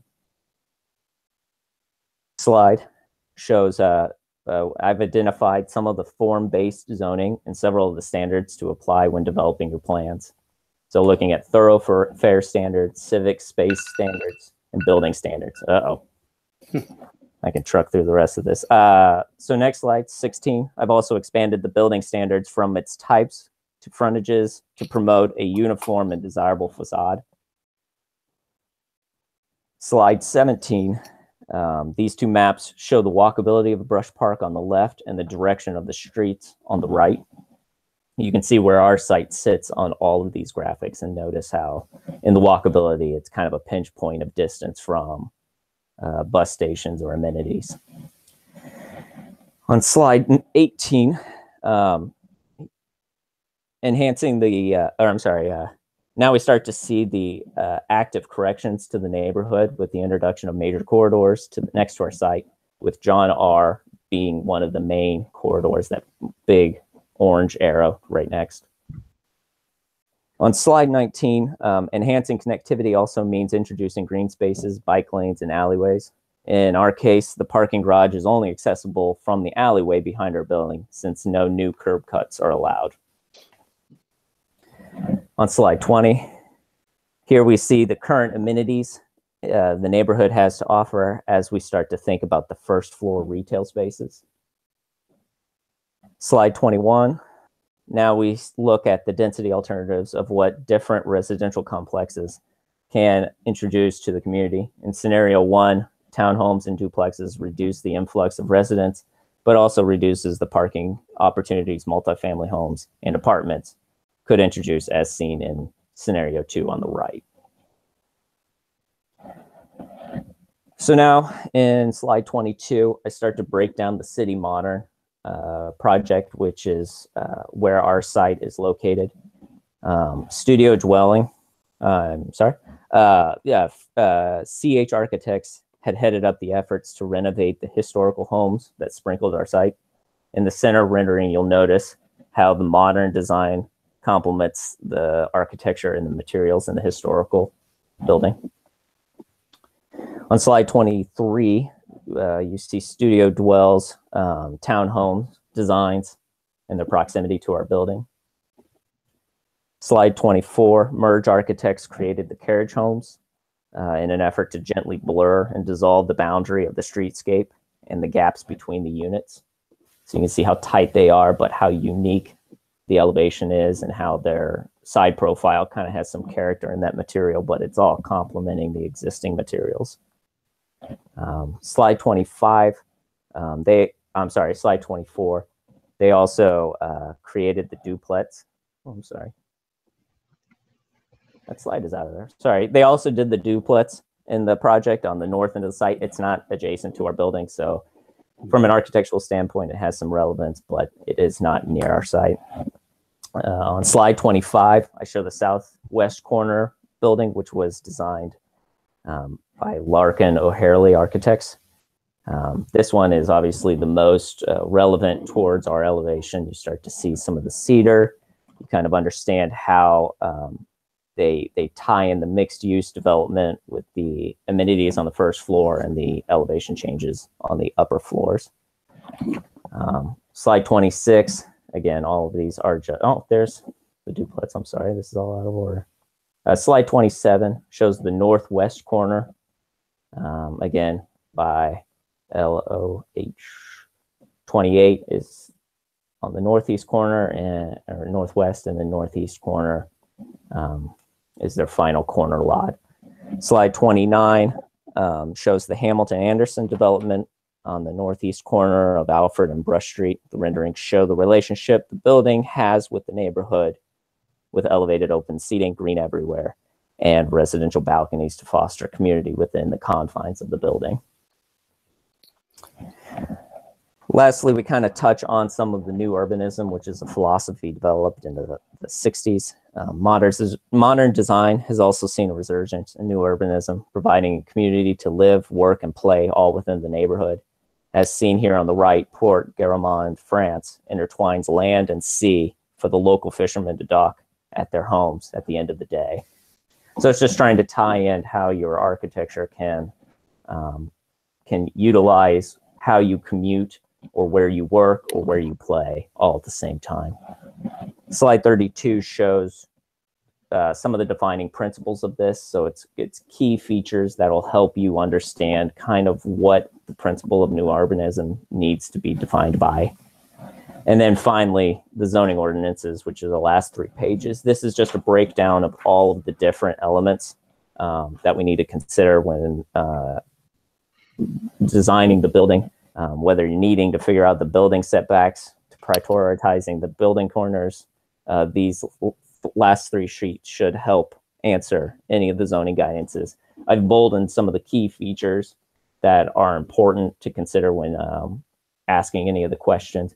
I've also made the font purple for any of the pieces that are not quite applicable to our building, but something to consider, just to keep that all as a relevant topic in case you need to bring it up. Mm-hmm.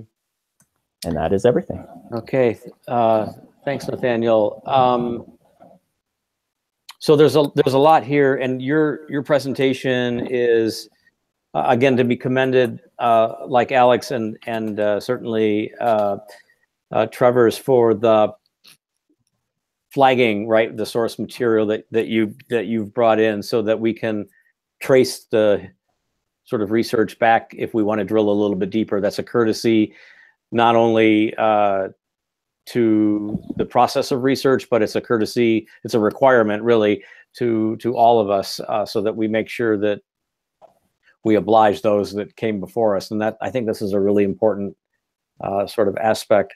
Your presentation is also an important presentation, not that the others aren't, but it's an important presentation for the first steps that we take as designers when we start to understand, when we hold pencil to paper or whatever you guys use these days, when we start to think about those first moves that we as architects make in approaching a site in terms of the strategy, in terms of like building height and the street walls, the alley, how do we mobilize all of these things? And I'm wondering, so I definitely appreciate all of that in here.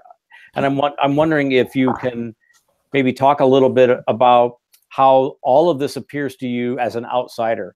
How does the city modern stuff, for example, appear to you as an interpretation? So I'm asking you to sort of offer your own opinion now that you've been thinking about this, and as someone who will embark on that design process. That's one thing I want you to think about and answer for in a moment. And then if I go back to plates 11, 12, and 13, I think these. Can you remind me, were these the goals that UTEAL and the city of Detroit created for Brush Park? All of these were in the original master planning kind of meeting notes. It was Yeah. broken down. It started back in 2008, was a 5-year process, it looked like. They broke down every neighborhood. Yes. From the entire Metro Detroit area, Woodward being just one of the dozens that were there. Yeah. Thank you. So I think this is a really important plate too, or a series of plates, because it talks a lot about the sort of virtues that we anticipate in any development in urban settlements. I mean, there's lots of places where you might design buildings where you can't really do density because the current ordinance doesn't allow for it, or redevelop neighborhoods because it's an existing, dense neighborhood, like maybe say downtown Cincinnati. So these are goals that come from looking at the city of Detroit, learning about what its opportunities are, and prioritizing these as goals so that we all as architects strive to integrate these goals into our own work. So I think these 3 plates for me are really important for you all to look really hard at and to use as like a touchstone, right, for your own work, and make sure that your work tries to encounter and embrace these goals. I know we're running over. I want to give Dan enough time to ask his question. We've got about 6 minutes, Dan, if you want to comment. Okay, sure. Thank you. So, I mean, I guess I would suggest that, as Professor Farlow said, I think the organization of this is very clear, very readable. I can clearly understand the logic and how you're walking through it. Again, a lot of interesting characteristics about, the history of Detroit and the nature of Detroit. I shouldn't say history, but its present time and characteristics. But, once again, it's explaining the context, but to a degree, how do we know what to do with it, right? So I'm going to ask a specific question related to that in a moment, but I think it's a really good challenge for the class to be able to understand, in working in a situation where there is a lot of rules, so to speak, to address. There are a lot of specific principles and intentions behind the municipal zoning ordinance, and I think all of that's good, and something that maybe we don't see that much of in some studio projects, where things tend to be a bit open-ended. But I think this very, clear and prescriptive approach, I think, has its merits. And I think helping to understand the nature of building in these environments, I think, is a good one. Is the profile on page 35, is that is meant to be the profile that you're to follow? Yeah, so that was included in the zoning ordinances from the get-go. So it's the pedestal it sits on, and then the 4 stories on top. And your scenario B, I think, in the scenario A or B option, is that correct? The more higher density? Yes. Okay. So I have a quick question for Professor Farlow. Looking at slide 30, the Hamilton Anderson project, that's the city, the flats, I guess it's described. I noticed maybe I'm mistaken, but it appears that the open space sort of in the center of the building is directly accessible from the street. That's correct. Is that correct? So to me, that's an important characteristic and an important issue. I'm going to just tell you that in so many cases where I see some urban housing and rebuilding, even in neighborhoods where, it's a much higher end cost neighborhood and much more secure, I'll put it that way, and safe by standards of safety, they so often have these gated areas where, you can see the space, but you can't walk in. It's just not open. So do you think that that's a position that you think could happen on the site that you're working with this term as well, Mark? That I do. I mean, if you can see it, you can be it, right? I mean, the example of what we're calling A6, which is Nathaniel's plate 30, the flats, is it has 2 floors of underground parking, a ground floor of retail and surface parking, and then a second floor, as you see in the lower rendering, that is both a blend of semi-private and public space. The semi-private spaces, so everyone is understanding what I mean, are the perimeter spaces that abut the curtain walls, so that you and your family can have a barbecue on that same roof deck, but I could see a party from my friends happening in the middle of that my neighborhood friends, right? They can use that terrace to have a barbecue or a family reunion. So it has the ability to be both. But I will confess that we kind of fought, I don't want to say Bedrock, but the leaders of Bedrock early on about whether this should be gated or not. And if it was gated, were they going to have a key fob? Can anybody from this neighborhood get in there, including people that don't live there? Or should it be just for them who live there? So this is, these projects, this is a really great line of question.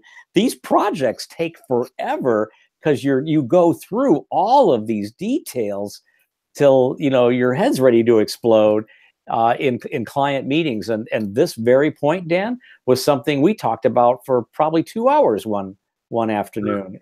Sure. So yeah, the intent though is to make this open.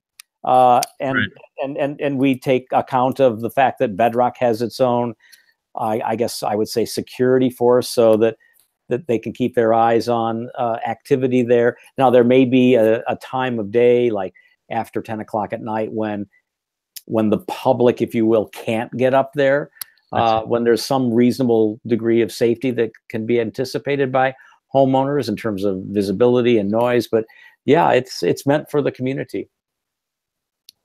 Okay, thank you. Great.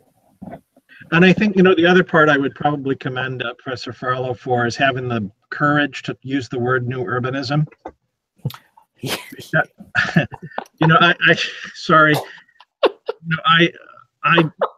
think there's validity to the movement, and I think I understand the intentions behind the movement, but I think, unfortunately, in the popular press of architecture, this just really doesn't seem to get the attention that I think it should and deserves. Yep. Because we are so much interested in what seems to me signature architecture and whatever seems to be a new kind of trend at the moment. Yeah, thank you. I definitely appreciate that. And I'm actually a member of the Congress of New Urbanism, and I'm thinking of going to the Atlanta conference this summer. And I gave a walking tour of Detroit at the conference that we hosted here in Detroit, but I don't necessarily do, buildings that have gables and chimneys and brackets the way that most new urbanist architecture is approached. But I definitely appreciate the tenets, right? The precepts of new urbanism, which I think the city does too, which is like 20-minute neighborhoods where one can anticipate living and working and walking to get around and doing business that families need to do in the course of a 20-minute walk. That everything you need is within that experience. And the mayor talks about that, and new urbanists talk about that. New urbanists talk about a whole bunch of stuff. And if you look at the Congress of New Urbanism, and the alarm just went off, so I have to wrap up. But if you begin to look at the agenda of the new urbanists, it is, I think, about common sense, and it is about fabric and not object. And if those sort of things interest you, if you want to learn more about it, I think that it's possibly worth looking into. The examples that Nathaniel brought up, particularly the one in France and that top image again in Port Grimard, is maybe not the sort of new urbanist examples I might have thought about. I think there's examples in other neighborhoods that are maybe a little bit smaller, less resort-like, Nathaniel, and I can point those out to you. Generally, I think I think it's a topic that deserves some attention when the focus of the class, like ours, is about rebuilding a neighborhood. And I think you can't ignore some of the common sense precepts that they espouse. And I agree with all your comments. I think that maybe as a reference, people like Dan Solomon out of San Francisco are people who are not trying to sort of replicate historical characteristics of buildings today with their architecture, but are holding on to certain precepts or tenets, as you call them, in terms of pedestrian scale, form, and volume.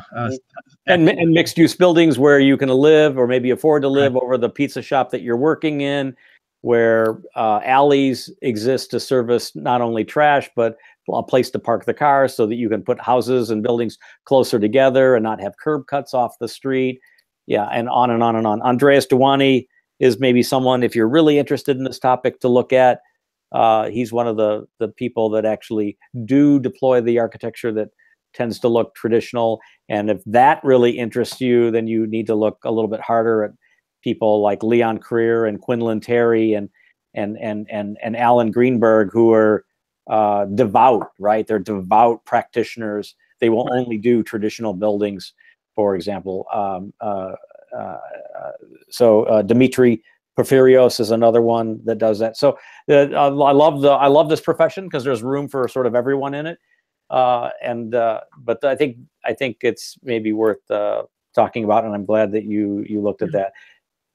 And okay, go ahead. The examples that you do have, I think, are examples of modernist language and architecture. I think even though they're couched in the term that this is about new urbanism, the only one that I probably wonder a little bit about is slide 23. Even though I like personally sort of like the character of the Studio Dwell project, when I see the historic house in the immediate proximity on the one image in the center of the slide, I do wonder a little bit about what that means to context. But you know what I'm referring to? Yep. So nonetheless, thank you. Okay, thanks, Nathaniel. Okay, now we have Fajr, and his is a big file too, so you have to download that. And then we'll take a quick break. Okay, let me get your paperwork ready, Fajr. Is Fajr's uploaded? Yes. It is. You have to download it to look at it, however. It just says drop files here when I go into it. Am I mistaken? No, I was able to open it. You opened it? Okay. Maybe I need to refresh. Site model data. Okay. Maybe I have to refresh this or something. Yeah, possibly.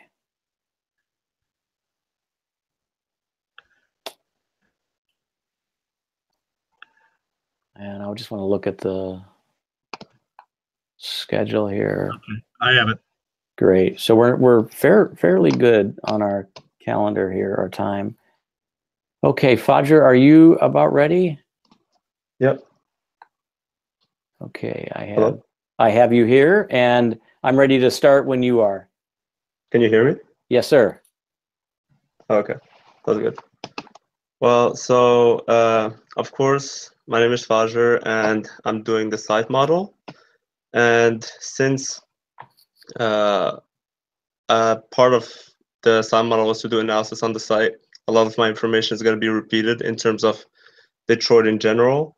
But I went more in depth into looking at the zip code area. So the zip code where Brush Park is 48201, which we'll talk about. And then I looked at the Brush Park itself. So just to look at the history briefly all over again, because again, we already got that covered by Trevor and Alec.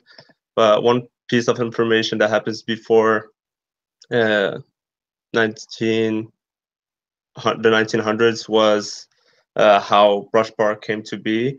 It started by being a farm, and it was called the Brush Farm, and it was acquired by Elijah Brush. His son inherited that land, and in 1850, he divided that land and started selling it for the elite citizens of Detroit. In terms of the rest of the history, I guess it was pretty well covered. On site, this is some site analysis that I've done by going there, I think like a couple times. We can just see like the streetways that are happening there through the orange arrows. There are one-way streets in there, but it's not as bad as, say, Ann Arbor, Michigan, for example. Our site has great access to the stadiums that are fairly nearby, like walking distance to where the apartment will be. I'm also looking into the current closed roads that are on the site, and I'm assuming that's just because of the constructions that are happening there. And I'm also noting a viewpoint where we could see notable buildings and landmarks of Detroit. So Ford Field, Comerica Park, and the GM building, as well as Little Caesars Arena. Then I move into the Detroit demographics, and this is where I'm going to start comparing the demographics of Detroit, then the zip code area, then Brush Park. Here we can see that first of all, the total population of Detroit is still decreasing compared to the previous years, and there's a larger number of females than males in Detroit. The age distribution, we have a fairly even distribution between all ages until we get into the 60s and higher. And in the races, we can see that there's a large number of African American population within Detroit as of right now, as we learned from the white migration from the previous presentations.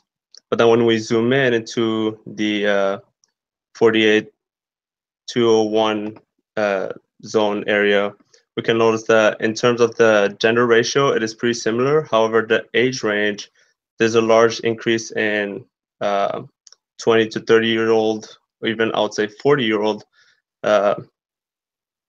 residents within that area, and a decrease in the teenagers.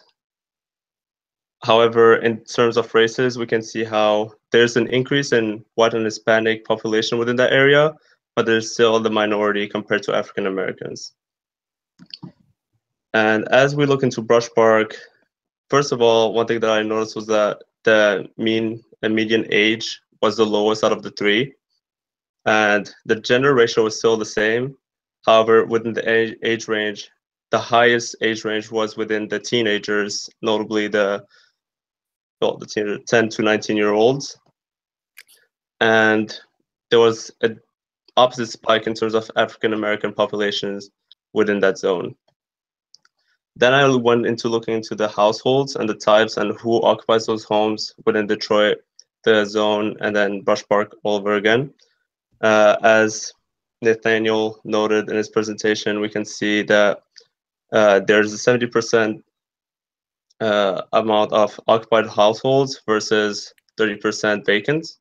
However, we can see that the majority of those have been built before the 1940s, and decreasingly so as time progressed. In terms of households, we're looking at 46% of non-family household and 55% family household, which means that there's a good divide between the two within the city of Detroit. And the occupancy of those people majorly ranges between the age of 35 and 64.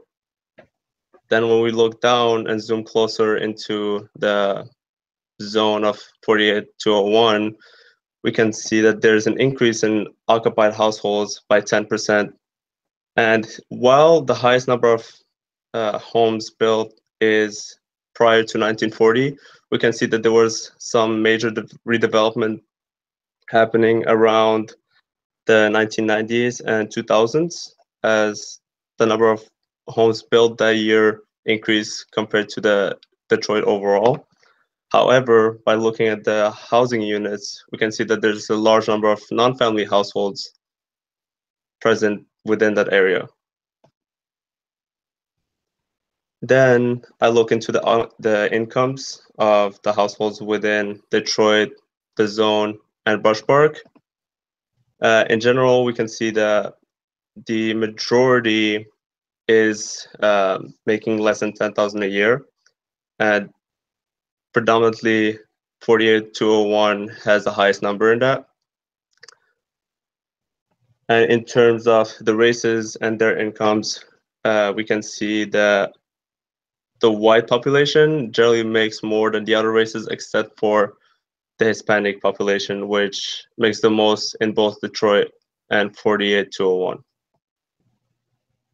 in terms of the median household income, we can note that in Brush Park, it is higher than its zone counterpart, so 48201.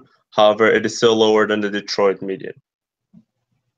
Then for the last slide, this is just a site analysis that I've done in terms of the restaurants and coffee shops that could be located there, the retail that can be found there, the entertainment such as the stadiums, and the bordering neighborhoods to Brush Park, as well as the bus lines, bus stops that run predominantly near our site. Then I looked at the kinds of housing that are happening around our site, at least the ones that are being constructed or already completed. So there are condos, luxury condos, senior homes, and construction sites. And in terms of the sound noise, by being there, by looking at the videos of a previous classmate and just listening to the atmosphere of the site, it seems to be a pretty quiet site, only construction noise happening in the background. As for the last map, I looked into the properties for sale within the area. So not only Brush Park, but also the neighboring neighborhoods. And I noticed that within Brush Park, it has the highest number of properties for sale. Then citations. So thank you, Fajr. One thing I guess I'd characterize about the presentation tonight is there's definitely sort of overlaps of the information between your research and one or two of the other teams, which I think is certainly fine. Yet I feel like the information you have is the grain, and the sort of depth of that grain is pretty consistent throughout the entire presentation.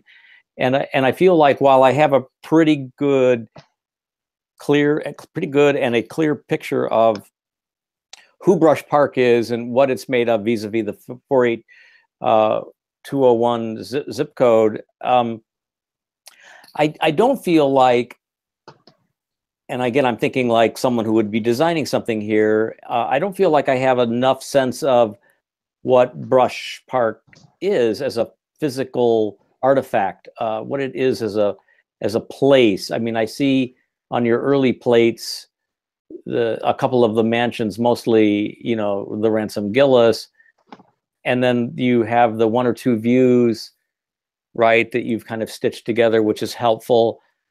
But like even those views are kind of the same grain. They have the same figure ground scale and quality to them. And if I was designing here, I'd want to know about the, and I like how you organize things, right? So I'd want to know about the typologies that exist in Brush Park. Are there apartment buildings? Are there carriage houses? Are there townhomes? Are there single family residences? And what do they typically have in them in terms of like their size and their character? Actually, can you hear me? Yeah, I can hear. I just okay. You were gesturing. I wasn't sure what. Yeah. I actually, if you go back to the household slide, so there are two, because there's one for the zip code area and one for Detroit. I do line out what kind of homes there are there. So there's like one unit detached. Yeah, I see that now. But I guess where I'm going with that is, and I love these icons and I love the way you've organized them relational to the facts. But I'm also thinking about what do those physically look like in Brush Park? And one of the things I think the site team is responsible to document, right, is that, right, like a photographic inventory, a taxonomy of the stuff that constitutes what's in Brush Park. So photographing the products that are there, and organizing the material so that we can get our hands on it. And then also, it's not just those things that you listed and that I listed, but there's oddball pieces in Brush Park, right? There's some of those small retail buildings that are dark. There's mansions that have become hotels. There's the old people's prison, as I call it, right? That's the Presbyterian Villages complex that has the gate and the fence around it. You can't get in, you can't get out. So they what, and that's right next to the site, basically, across the site. So I think documenting some of that stuff and understanding the materiality that's there, understanding what these buildings are made of, what their material choices, what their textures, what their finishes are, understanding for the residential typologies, for example, what are the organizing principles? Are they base, body, and top, or are they extruded? Are they classicizing in their organization? Are they traditional or modern? So what are the ways that through your research and through what you present and share with us, what are the things that we as designers can use to so for someone like Nathaniel, right, or Nora, who's clearly from out of town, can know, right, can really know Brush Park as well as you know it, having been there several times, knowing it as well as you do by even, like putting your ear to the ground and listening to the city, which I think is a really interesting anecdotal kind of bit of research. So I feel like if the site research, on top of everything else you're doing, which is, constructing this digital model for us to use, what is the sort of fine grain of the city? What does it taste like as an architect? What does it feel like texturally as an architect? I think that would help a lot too. I forgot to restart the clock. So, if I can add to that, I mean, I don't disagree with any of the comments that Professor Farlow has made. One thing I'd ask you to think about is that when I look at this presentation, there's only one slide that clearly shows me something that says site location. And it's actually, I guess your slides weren't numbered, so it's hard to track. I guess it's slide 3, right? It says site location with a black box. But as I go through the rest of the presentation, I mean, I'm also noticing I don't see a scale, a graphic scale. I don't see a north arrow, right? And I don't see a clear indication of this is my site within this map. Does that make sense? So I think this orientation issue would be something to think about. How am I constantly grounding someone in the condition, identifying the site and the surrounding conditions? I think slide 3 that has the road identification, recreation, et cetera, is a reasonable graphic to sort of identify certain conditions. But I think it'd also be useful to know what some implications are for these, like where do you anticipate the traffic to come from to arrive on the site? Where can a curb cut be, or where shouldn't a curb cut be? Maybe even taking a look at some of the zoning conditions that seem fairly prescriptive to suggest, are there certain places where parking lot entries should occur, parking garage entries should occur, they should discharge? Is there preferences for retail or open space on site? In other words, extrapolating from the conditions around you and those rather prescriptive zoning code, how you might begin to work your way through those initial design issues that I think Professor Farlow is talking about. I do agree with Professor Farlow, and I think there is quite a bit of overlap with the other tasks. So if I understand correctly, you are to make a 3D model of this site, is that correct? Hello? Yes. Yeah. So maybe my comment would have been maybe apportioning your time in such a way that, because I don't see the 3D model, does that mean it's not yet done for today? No, it is in my folder. It's just a separate file because. Okay. But you're not using it graphically for some explanations, right? I see. Which would have been useful to do because I think it would be more pictorial, right? Mm-hmm. And then, for example, if you wanted to show us like sun path, for example, right? you could use the 3D model, put it in Revit or SketchUp, and you could actually show the sun path, right? Movement throughout the critical points of the year. Does that make sense? Yeah. So, maybe the utilization of that model to use it for explanation purposes or to document certain conditions would have been helpful. Also, just to see, if you put us actually on the model, from a walking perspective, visitor's perspective on the ground, what do I see? What is it like to be to the north, east, south, and west, from the major vantage points of the street, for example? Does that make sense? To get that sort of on the ground perspective of the surrounding site conditions, which would come from a model that at least shows massing, right? And somewhat around it. I was wondering, in terms of that specific way of telling, while sharing with my fellow students, couldn't I just take a photo or video from the site itself? Well, sure.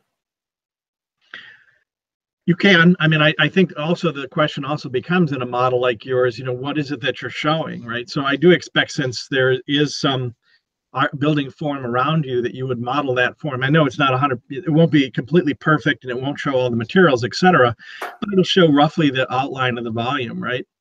Yeah, of course, yeah. So I see what you mean. Okay. Yeah.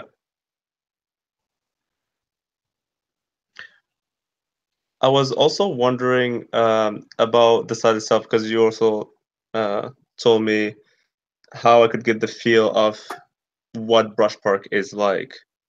I was also thinking, because I saw the videos from the previous student, which I found really useful in terms of what they provided, and also the fact that at one point he actually interacted with one of the people that lived there. And I was just wondering, I feel like if I were to do another one of those videos, of course, it had to be different. And I was wondering, what about doing different videos at different times? And also, I know the Pistons are going to be playing a lot at home this week.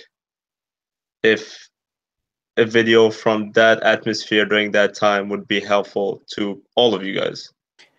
So you should offer that up. I mean, that's part of what you can do in terms of communicating with your team members, so that you're able to deliver for them, just like we were saying to Dasman earlier tonight, the information that every designer needs. That could be useful. I will always caution anybody, regardless of gender, that when you're in the city of Detroit doing projects like this, that you take care and that you bring a colleague along, so that two is better than one. Just to maintain some level of self-sufficiency and safety. Brush Park is still not the stable neighborhood today that it needs to be, but it's better today than it was even 5 years ago. That's one thing. And just so you know, when the Lions are playing, Brush Park is a completely different condition and neighborhood than for a Pistons game. So I mean that if they had gone further into the season, that might have been interesting to see what Brush Park turns into. One thing I do anticipate that you'll want to do for your friends is to take images or reorganize some of the images that were uploaded from first semester, from the fall semester, Fajer, and reorganize it so that it's useful for our students this semester. Because I think there was an awful lot of still photography as well as the video photography that you might be able to make sense of. Maybe it's not as organized as it needs to be for our class. So I think that's something that you can suggest. Is there any photography from last semester? It should be all there. I only found the videos. I didn't find any photography. I'll go back and look. Well, the photography that's in there right now, I added it. Yes, sir. Okay, I'll go back and look from the first semester. Okay, that's fine. Could be that they were just too big to move or something. Maybe I didn't do that back in December when I was pulling all this together. But but there are some images that some of your out-of-town colleagues, whether in Texas or in wherever, right, might need. So you might need to return to the site. You may need to enlist one of your colleagues to do that, to get the right shots so that other people can prepare renderings or understand what's happening there.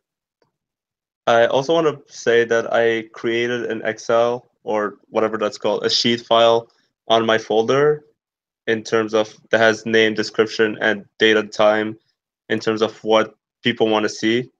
So it's like a sign up list. Oh, sure. So if somebody just tells me, hey, like you want to see something, you say, Mark, description of what you want to see, or in the model or photograph or video in any mean in terms of what I could do to help you out and when you posted that. I don't know if you can see it in my folder or not. I can't right now, but that doesn't mean that, you know, that's fine. I guess the last thing I'd be interested in is we've made a particular, and we're going to hear a little bit more about this demographic later this week, but I'm wondering if you can maybe distill what this demographic information, this gender information, this age information, this sort of DNA information that you pulled together. What does all of that mean? What does that mean for designers? I mean, and in other words, if this is an age-restricted building, if we're anticipating that 55-year-old seniors are moving into this neighborhood, what is that doing to some of these statistics? What are some of the other developments near here? Who are they designing for? I think it might be helpful to speculate or to research something more about that. Who's living in these apartment buildings? Who's buying these townhomes that Nathaniel just talked about? So I think it might be useful to understand where this demographic and these trends are moving to in the next 5 years. Not just looking back at what's there, but understanding where this community might go, and what is that going to do to some of these values? What is that going to do to some of these incomes and the sort of racial makeup? I think that would be very interesting. Yeah, I agree. I mean, I was trying to speculate a little bit on the conditions of what kind of people we will be attracting or at least bringing in. But I was honestly kind of thrown off when I zoomed in closer into Brush Park because of the large number of teenagers that live there. So I wasn't sure exactly what that means. I'm not sure what to make of that myself. I haven't necessarily heard that, but the last time I did this kind of research on Brush Park was probably almost 4 years ago, 3.5 years ago. But in any event, that's a very interesting statistic. I was struck by that. And I just want to pick up on a point that we sometimes hear with projects like this, and I think the slide on income possibly points to the issue. You know, I've heard this so many times. You know, my own experience is the notion of gentrification, right? Which generally is perceived as a bad term. So, you know, here's a lower income area and this new so-called project's going to come in and it's going to displace people who are poor, right? We've heard it already. But so that everybody understands, when you have large percentages of poor individuals, 40% poverty rates in cities are going to have a very difficult time surviving unless you're going to bring individuals in that have higher incomes and disposable incomes and can pay taxes and will go to retail facilities and other places to expend their resources or their money, so to speak. And so I think to a degree, gentrification to a degree is inevitable here, in part to bring back more economic stability, because my background says, in training will say that, you know, large pockets of poverty, so to speak, are very detrimental to cities, and really many things that need to happen in a city just don't happen. And I'll tell you from my experience with working in the Detroit studio in the past, you know, when you're working in some of the areas that we've worked in, Highland Park and other places, where conditions that we just take for granted in more stable communities just aren't there. So the idea that you have volunteers who can go work in schools and support the nonprofits and provide civic betterment as a volunteer in a community doesn't happen when everyone has to work all the time and simply does not have the resources even to be a charitable giver often enough in a community to support those in need, because they too are in need. So I'll leave it at that. Yeah, that's a very important point, and it's one that you, I think, handled very eloquently, Professor Farrow. So I appreciate that. I wrote this down. I wrote this note down in 2015. I have these sort of random thoughts and I just type them in. Gentrification in Detroit may not be about the displacement of people in space, but actually a displacement of opportunity. And so I kind of look at gentrification as an opportunity to mend the connectivity of people to employment opportunities, to social opportunities that maybe living the way they've lived and where they've lived, that they've not been able to sort of maintain them. So I think that gentrification is actually a positive thing when handled carefully and incrementally. And I think that's what we're really trying to do here, is we're trying to sort of propose a development that inserts just 50 families into one property and does it in a way that works with the overall grain of this particular neighborhood, so that that more opportunity comes along. So this is a very interesting point. Another discussion that maybe we need to have over a pot of tea. But so Fajr, I think you have your marching orders. We need to move on. I think we going to take a break right now? I forget. So yes, we're going to take a break. We'll be back at 10 minutes at 8 o'clock. And the conversation will be led by Cody. So I'll see you back here in about 10 minutes, if we will. Okay. Thank you. Thank you.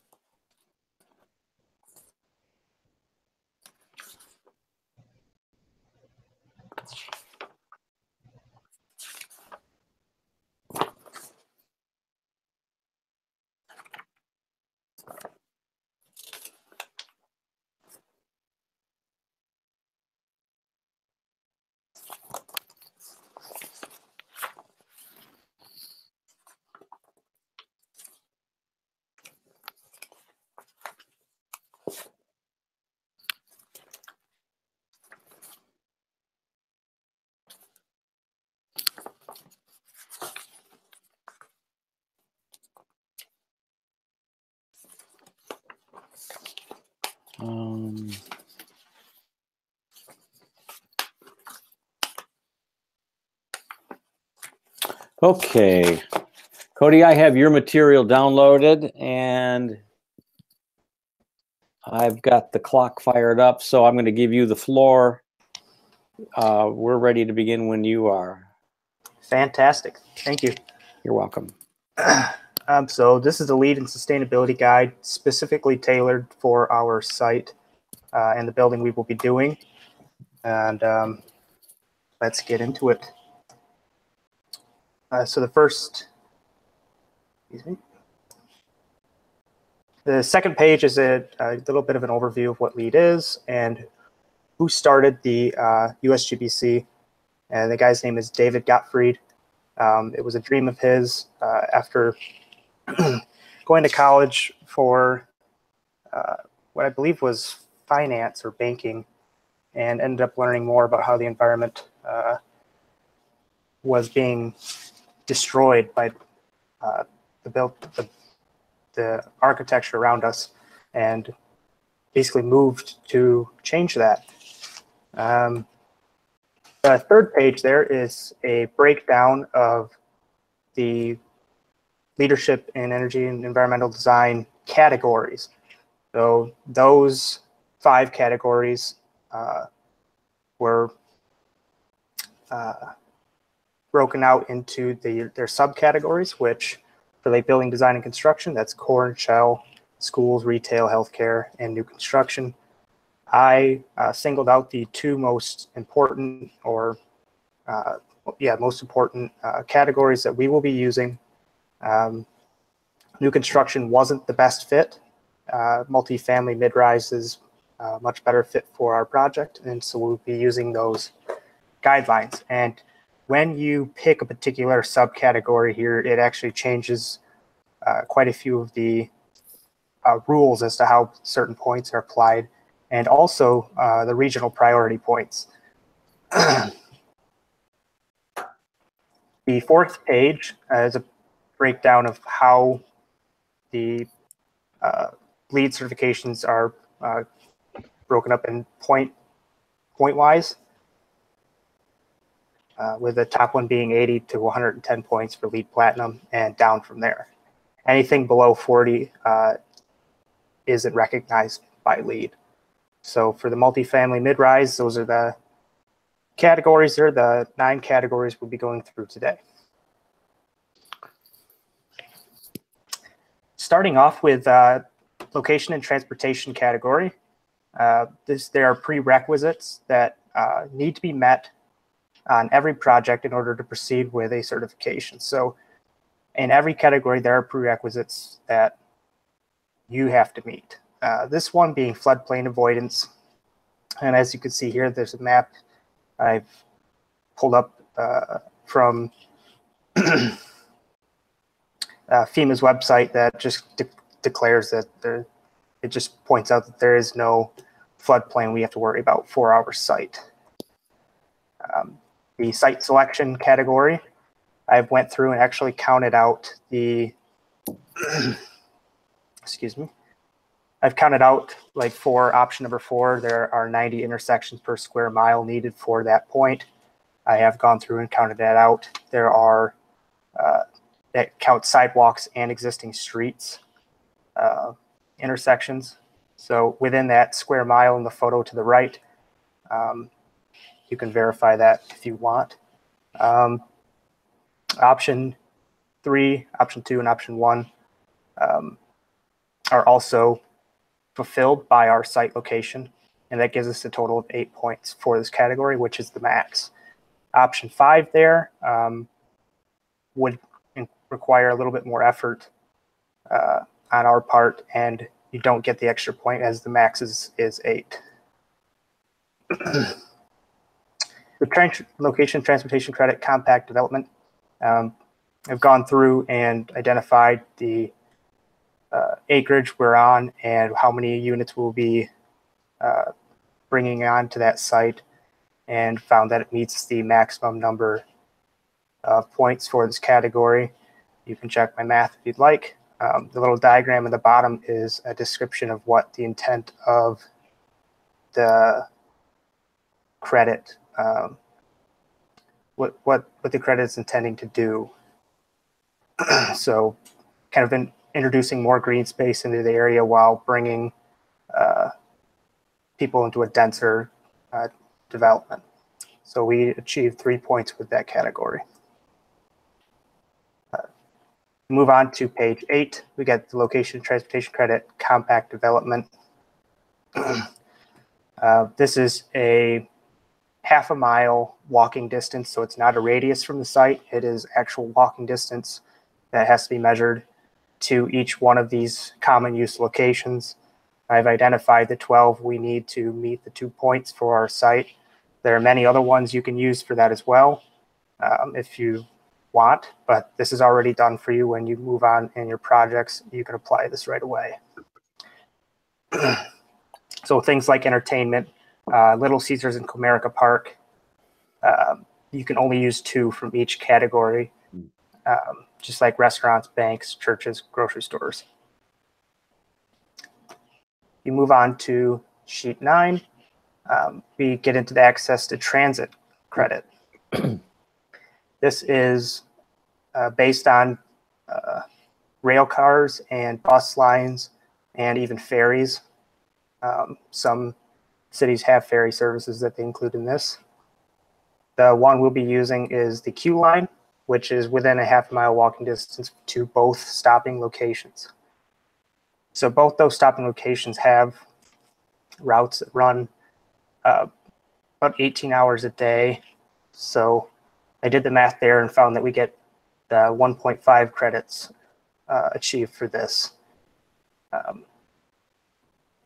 Move on to slide 10. You can see that we get 14.5 credits total for the location transportation category. And we get into sustainable sites on slide 11. The sustainable sites prerequisite for construction activity pollution prevention. This is some of the more simple things you see on site visits, but it's crucial to keeping storm drains clear and free of debris, and is important to lead projects that's maintained and keeping soil on site. So just employing these measures in the site design or calling them out. I think we mentioned before that the contractor this would be more on them to take care of, but documentation of this would need to occur for you to submit to the USGBC for this prerequisite. Move on to slide 12. We have the next prerequisite in sustainable sites. No invasive plants. There is a complete catalog in the U.S. Department of Agriculture available. and it lists 1,600 or so plants available for site usage that are native to, and I looked it up, this is native to the Detroit area. So specifying these things in your plans, these particular plants would meet the requirements for this prerequisite. Now, you can also use other plants that are not recognized as native plants for this. They just can't be classified as invasive plants. So there's actually three categories there. There's invasive, there's non-invasive, and then there's native. And then the non-invasive ones that aren't native are called adapted, I think. And move on to slide 13. We have the heat island effect reduction credit. So using light colored pavers with a low SR value, which is a sunlight reflectance value for option 2 or dose. Mix up a little bit, throw a couple languages in there. There are the two options there you can use to get the 2 points for this category, but this only means you can use one or the other. You cannot use both. 2 points for that category. Moving on to page 14, we have the rainwater management category. Here, there are a couple strategies for achieving the 80% coverage for the 3 points indicated on the slide. Planting areas with native plants and materials or installing a vegetated roof. If you install a vegetated roof, you can achieve the previous prerequisite for, the previous credit for heat island effect reduction and get this credit for rainwater management if you install a vegetated roof, which I'm assuming would be one of the most economic ways to get these 2 credits for our project. So 3 points there. Moving on to page 15. We have non-toxic pest control. Here, there's a plethora of options that we can employ to reduce pests without employing pesticides. And these are up to the individual teams to decide which ones will work for them. But as noted, each one is worth half a point unless like the 2 at the top are worth 1 point. 2 potential points for that category. Moving on to slide 16, there are 7 potential points achieved for that category. We move on to water efficiency and the prerequisites on page 17. Water metering. This is something that most buildings are already doing, but it's considered important for the LEED system. So they call it out anyways and make you do it. So basically allows you to benchmark your building's water usage performance against other buildings. So just having the meters installed meets this prerequisite. Moving on to page 18 for the water efficiency credits. Indoor water use category. There are 4 different options there for obtaining points towards this category. And specifying those on the plans or interior design, just specifying these particular categories within the plans would be needed to meet this and then documentation of that. So there are 6 points possible for this category. Moving on to page 19, we have outdoor water use. This is very similar to sustainable sites in native plants. So this one is very synergistic with that category. So working in that one, you can probably achieve credits in this one as well. So employing xeriscaping would be a great option for meeting this category. And with our site, we would have very little turf grass area available to be used or designed in. I would assume that any other plantings for landscape would include native plants and should include native plants.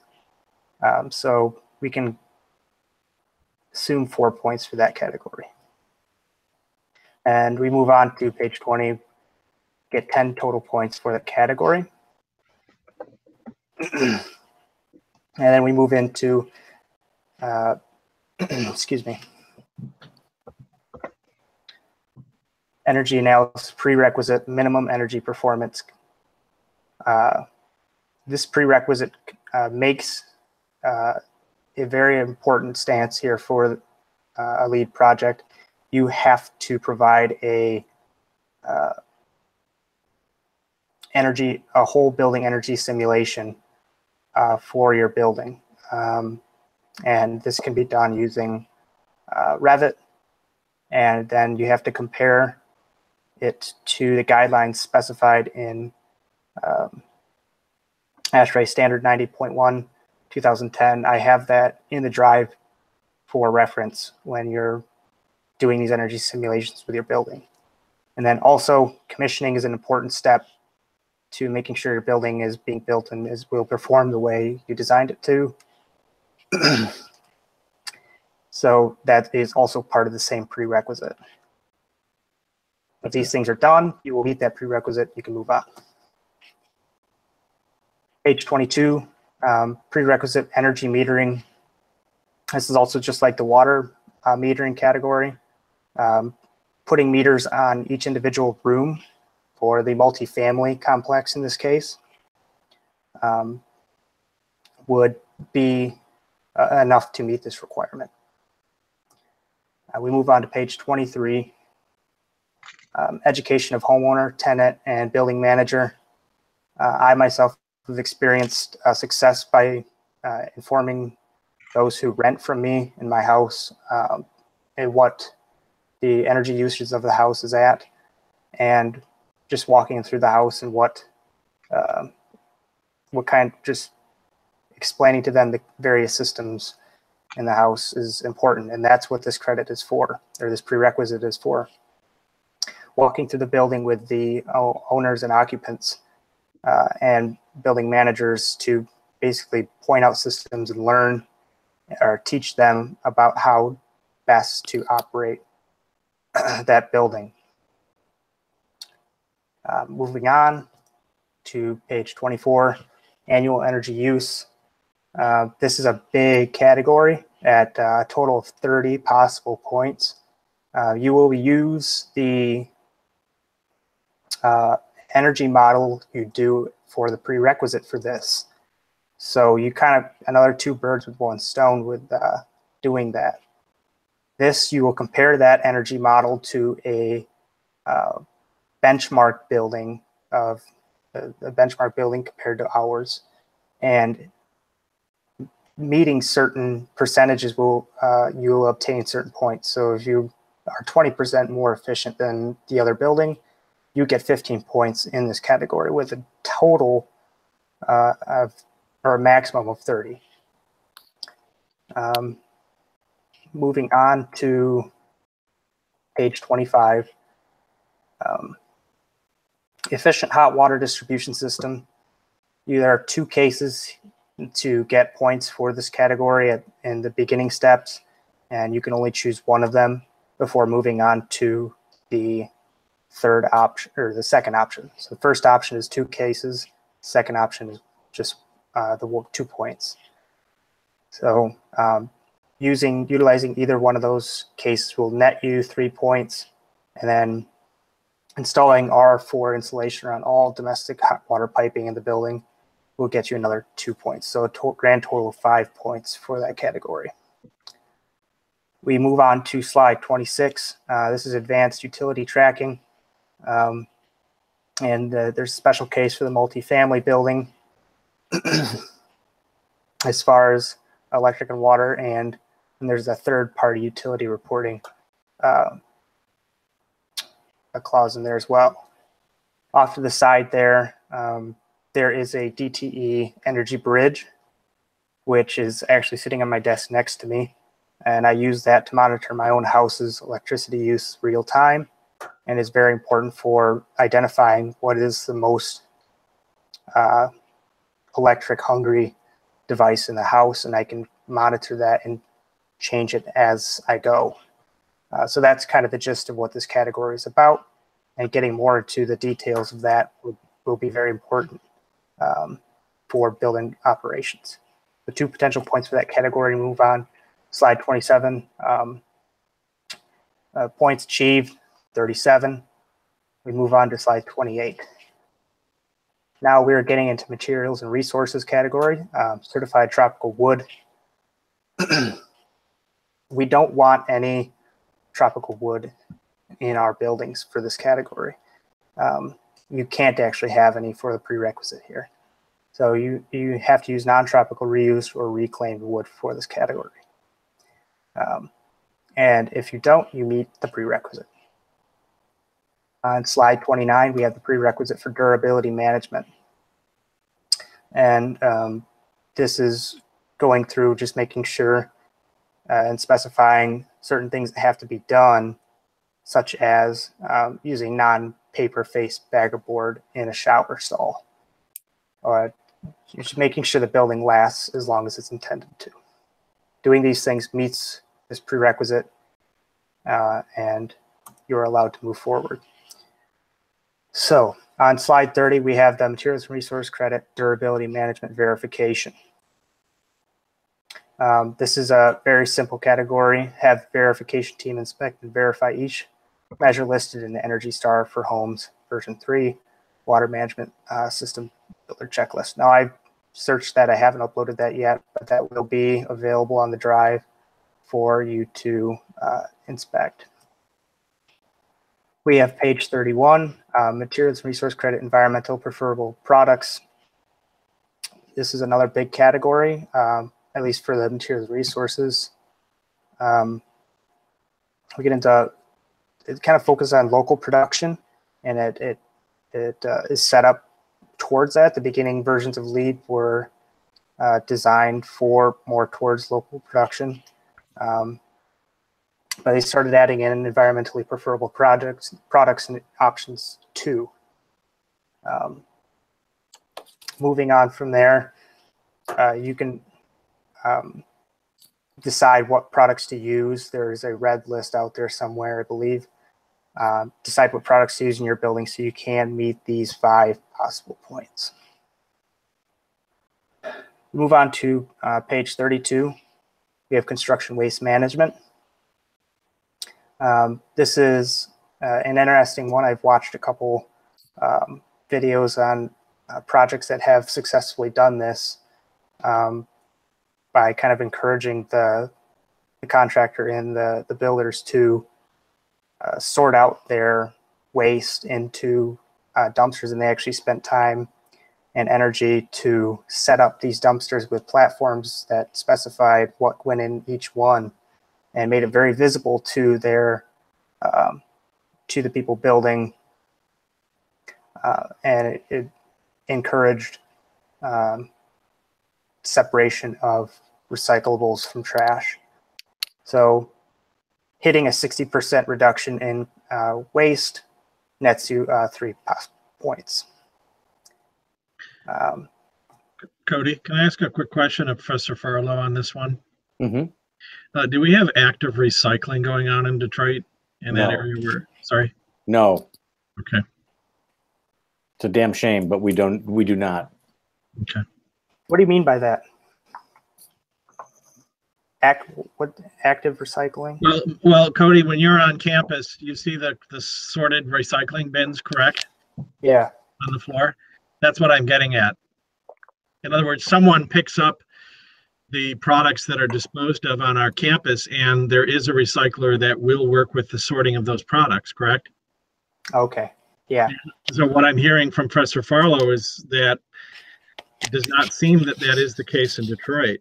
It isn't, and so at Brush Park and in the buildings that we're doing, and in City Modern Detroit, I believe, and I think I recall this being something that we talked about in one of those,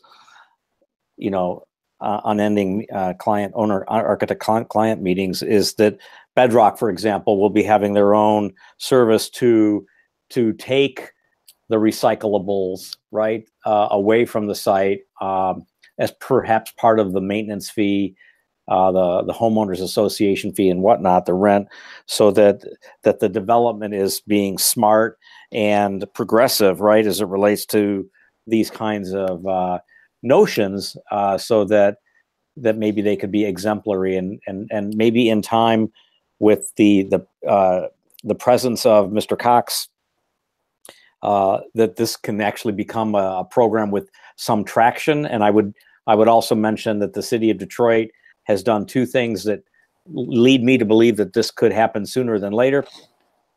One is that we now have a director of sustainability for the city of Detroit, and the city of Detroit has actually just released a sustainability RFP for the entire city, which I think is due later this month, next week, in fact. So the needle seems to be moving,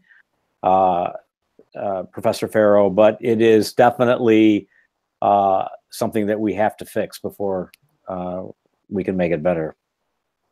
Okay, thank you. Mm-hmm. Go ahead, Cody. Thank you. You actually should try to wrap up because you're running long. Yeah, I'm going to start skimming a little bit. Page 33, we get 9 total points for the interior resource category. We get into the next category here, ventilations prerequisite. If you do want to go through that and check it out and specify that within your work, you meet that requirement. Moving on to page 35, we have combustion venting. This is also a prerequisite to your work, and meeting these, the outlined box below and specifying that you meet that prerequisite. Garbage pollution protection, garage pollution protection. This involves just the sealing of spaces above a parking garage to prevent gases from that moving into there. We move on to slide 37, air filtering. This talks about the kind of air filters you will be using within the home and or building. Specifying these is important. There are a lot of prerequisites for this category. Environmental tobacco smoke, specifying places outside on the site and away from the building for people to smoke at, and keeping them away from open doors and windows is important. And slide 39, enhanced ventilation. We have 2 options there that can net you a total of 3 points. Both options are viable to explore for your building. Move on to slide 40. We have contaminant control. There are 4 total options here for a maximum of 2 points. Very simple things that you can employ in your project to get a couple points. Move on to slide 41. Balancing of heating and cooling distribution systems. 3 options here with 3 points total, each option being worth 1 point. We move on to enhanced compartmentalization. This is important for a multifamily building. Blower door tests,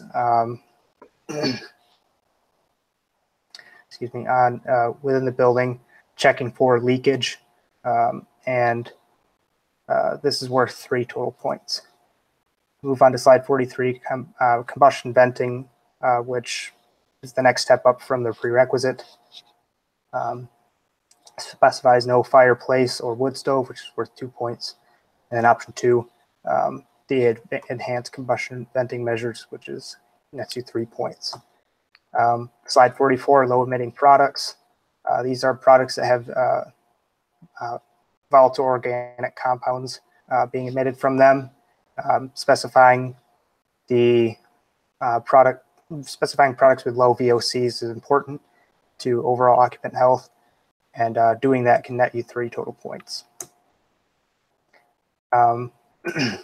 Sliding on to page 45, we have no environmental tobacco smoke. You prohibit smoking throughout the building, including within living units.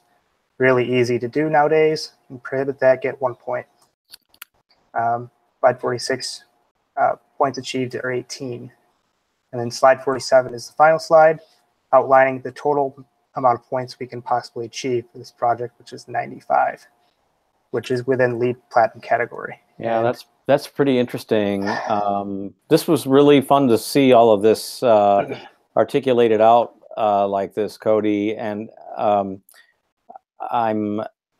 more confident in this kind of mixed-use building in urban settings as a project for young students like yourselves to struggle with as a design exercise than ever, because it really does touch upon the validity, right, of braiding and blending, sustainability and LEED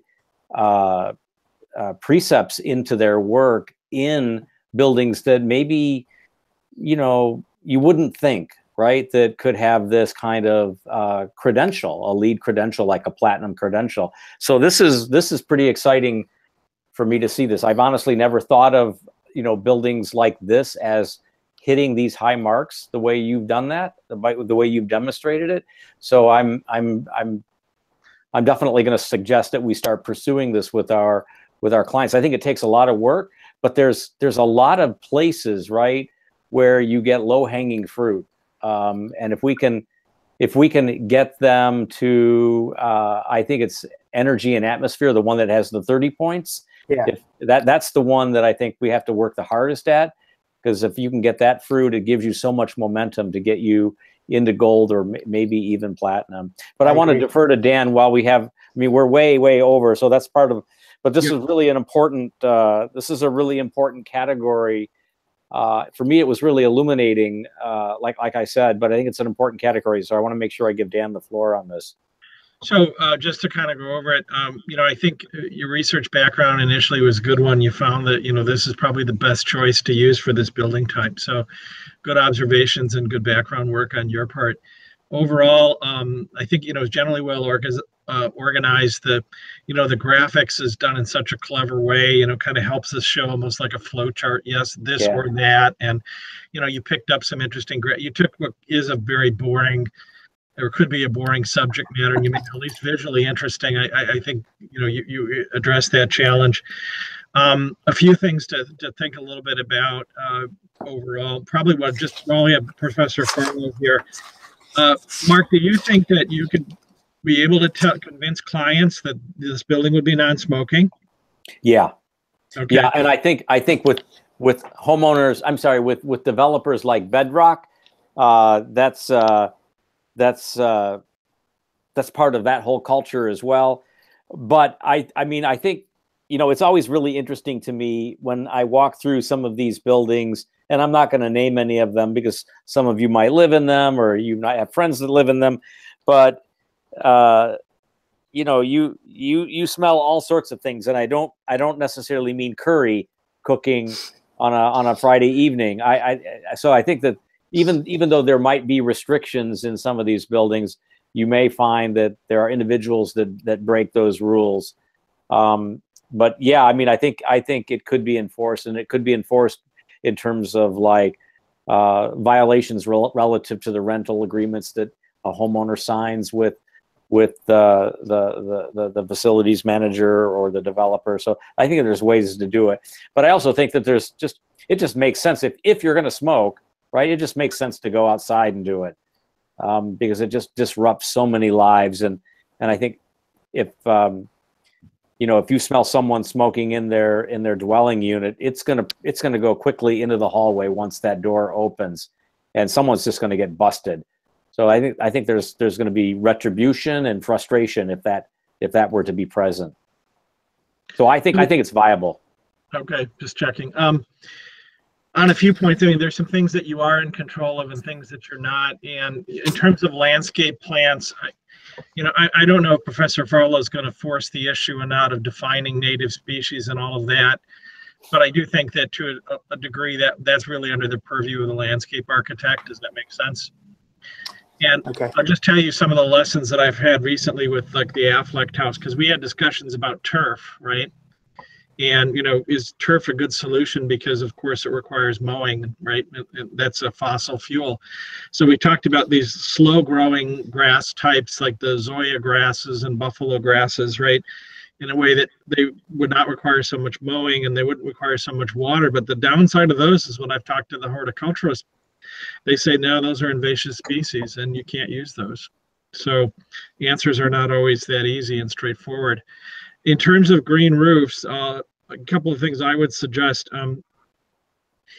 One would be, if you're going to use them, from what I've seen more and more in architecture, use them in a place that they can be experienced. In other words, there may be a part of the top of the podium of the parking, which is now an open space that occupants can go into and they can experience the green roof. Now, granted, if the parking space is not conditioned, it really doesn't provide that much conditioning benefit. But if you do have a landscape terrace, a roofscape terrace that occupants can go to and experience, I think there's benefits there that go beyond the green roof itself. Today, I think we hear more about the lighter weight systems that are called tray systems. Right. Basically, you can build the roofs as it would normally be built, and then the green roof component, the tray, goes on top. So it either goes on top when the owner can afford to put it there, or if it doesn't affect the roofing at all, right?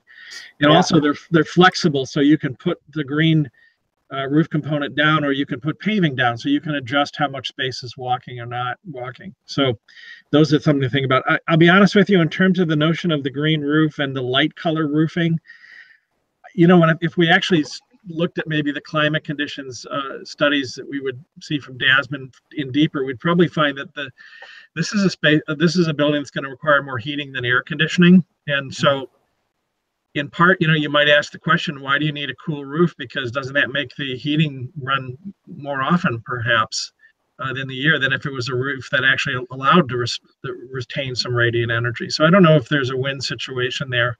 I'll leave it at that. It seems to always go back to this notion of greenhouse gases and reducing polar ice caps, which, while I can... There's another conversation to be had that I don't think really any architects, not many, are talking about right now or have included in their work, which is talking about biodiversity and the importance of that within a cityscape. And I think something like a green roof could provide the base level for biodiversity within a cityscape. And biodiversity provides so many services for us that we know that, frankly, our economy doesn't take into account. And when the economy doesn't take that into account, how can you start to make assumptions about how much things cost when the base assumptions you're making about the economy aren't set in the natural world? Because a lot of the services that are provided by biodiversity and ecosystems aren't valued in our current economic system. I think beginning to try and value something like that, even if there isn't a monetary value there right now, puts you a big leap forward for how people, our grandkids, start to think about how we pushed architecture. Yeah, and I don't know, for example, about on-site water retention, whether rain gardens necessarily will be needed here. Maybe they will be, or bioswales. But there's always got to be, we have to ask the question, how do we handle water, right? And that could be one opportunity to address that in a practical way. I'll leave it at that.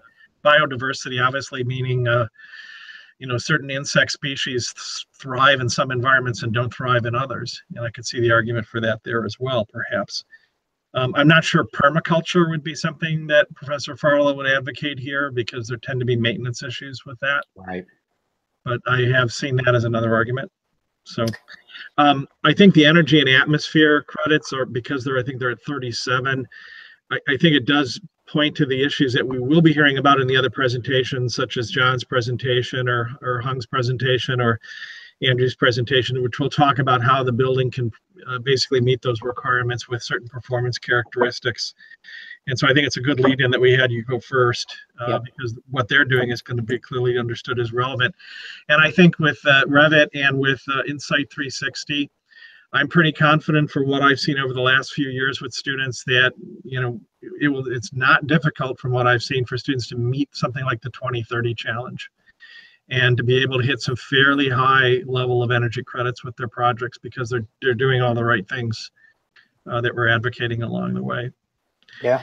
The only comment I would make, Cody, would be it'd probably also be helpful to have included some reference projects that are multifamily or maybe even seniors projects that are either existing as lead projects now or striving to be lead in the near future. I think there's at least one project by David Baker that Professor Farlow has referred to that is on that track. Is that correct? That's correct. Right. So that would, I think that would also help ground the class and the idea that, yes, this is achievable, that we can build projects like this project and meet these targets. I will build a small portfolio of some of those projects. I did see that. I did see a couple of you sent me Brett Little of the Greenholm Institute in Grand Rapids. That's a guy I know rather well. I have reached out to him for some more buildings that we can reference for later. So if you could add that to your endnotes at the back, please. Some references, that would be great. Okay. Another name maybe is Julie Eisenberg, Koenig Eisenberg. These are architects from LA whose work is really important because it's just quietly been doing this kind of architecture for a long time, Cody. And, you know, they're doing it in LA where there's definitely energy and water shortage issues there. So I think that they probably have some case studies that we could point you to as well. And I have a few too I can send you at the same time. So overall, I think good effort. I think it's going to be very useful. And I think this is the kind of work that will be useful probably throughout the rest of the semester to varying degrees. Absolutely. At some point, we'll be looking at this. Students should be looking at this to get the overview perspective as to why, as I said earlier, some of the other reports that we're hearing are relevant and important because they're the means to achieve the credits you're talking about. And then also as we get into further detail development, reading through these further. So overall, I think well done. Thank you. Thanks, Cody. Okay, Nora, I think you're next. Let me move the camera to you. There we are. And I have your plate up. Let me place up. So this is Nora's work, and I'm ready to hit the clock when you're ready. Okay, thank you. Mm-hmm. So my topic is mixed-use buildings and hybrid buildings, and kind of looking back of the prior project, they kind of did the same research on, and they based it off more of, I guess, modern, and I kind of went more on the history of multi-use, how kind of back in history, how some of these villages were kind of done and what was the purpose of them and what was the and I kind of did a background study, and they typically did it up on hills to use the walls to protect them, and they used to kind of keep the dense village. They also wanted to have all the properties closer together, and they use it for security purposes, and so that they wouldn't have all these villages spread out in acres. So as population started growing, they kind of had to use some of that density to contain some of the limitations of how some of these villages were going to be expanded as growth continued, and how pretty much to take in construction. And so I have a few benefits and challenges that I want to add on as far as what to face when, you know, meeting the standards of building a multi-use purpose building. So some of the challenges would be the correct completion of uses, location supported by density, kind of what we've covered, the financing and capital, the parking, the structural and mechanical system, the entitlements and zoning codes, the access, vehicular, pedestrian, and services, the active post, and occupancy management. So, and I think that we've covered that throughout a lot of these presentations with Nathan, with Cody, and kind of meeting some of those requirements can be a challenge when constructing a multi-purpose building. Some of the benefits that you can see here are basically adapting some of those strategies and practices and regulations to better use a mixed-use development. And I did see the one of the projects that was presented to me to see, which is the Unite, and it was one that had to be demolished. So that's something that we need to take in consideration. Clear connections between walkable environments and economic viability to towns.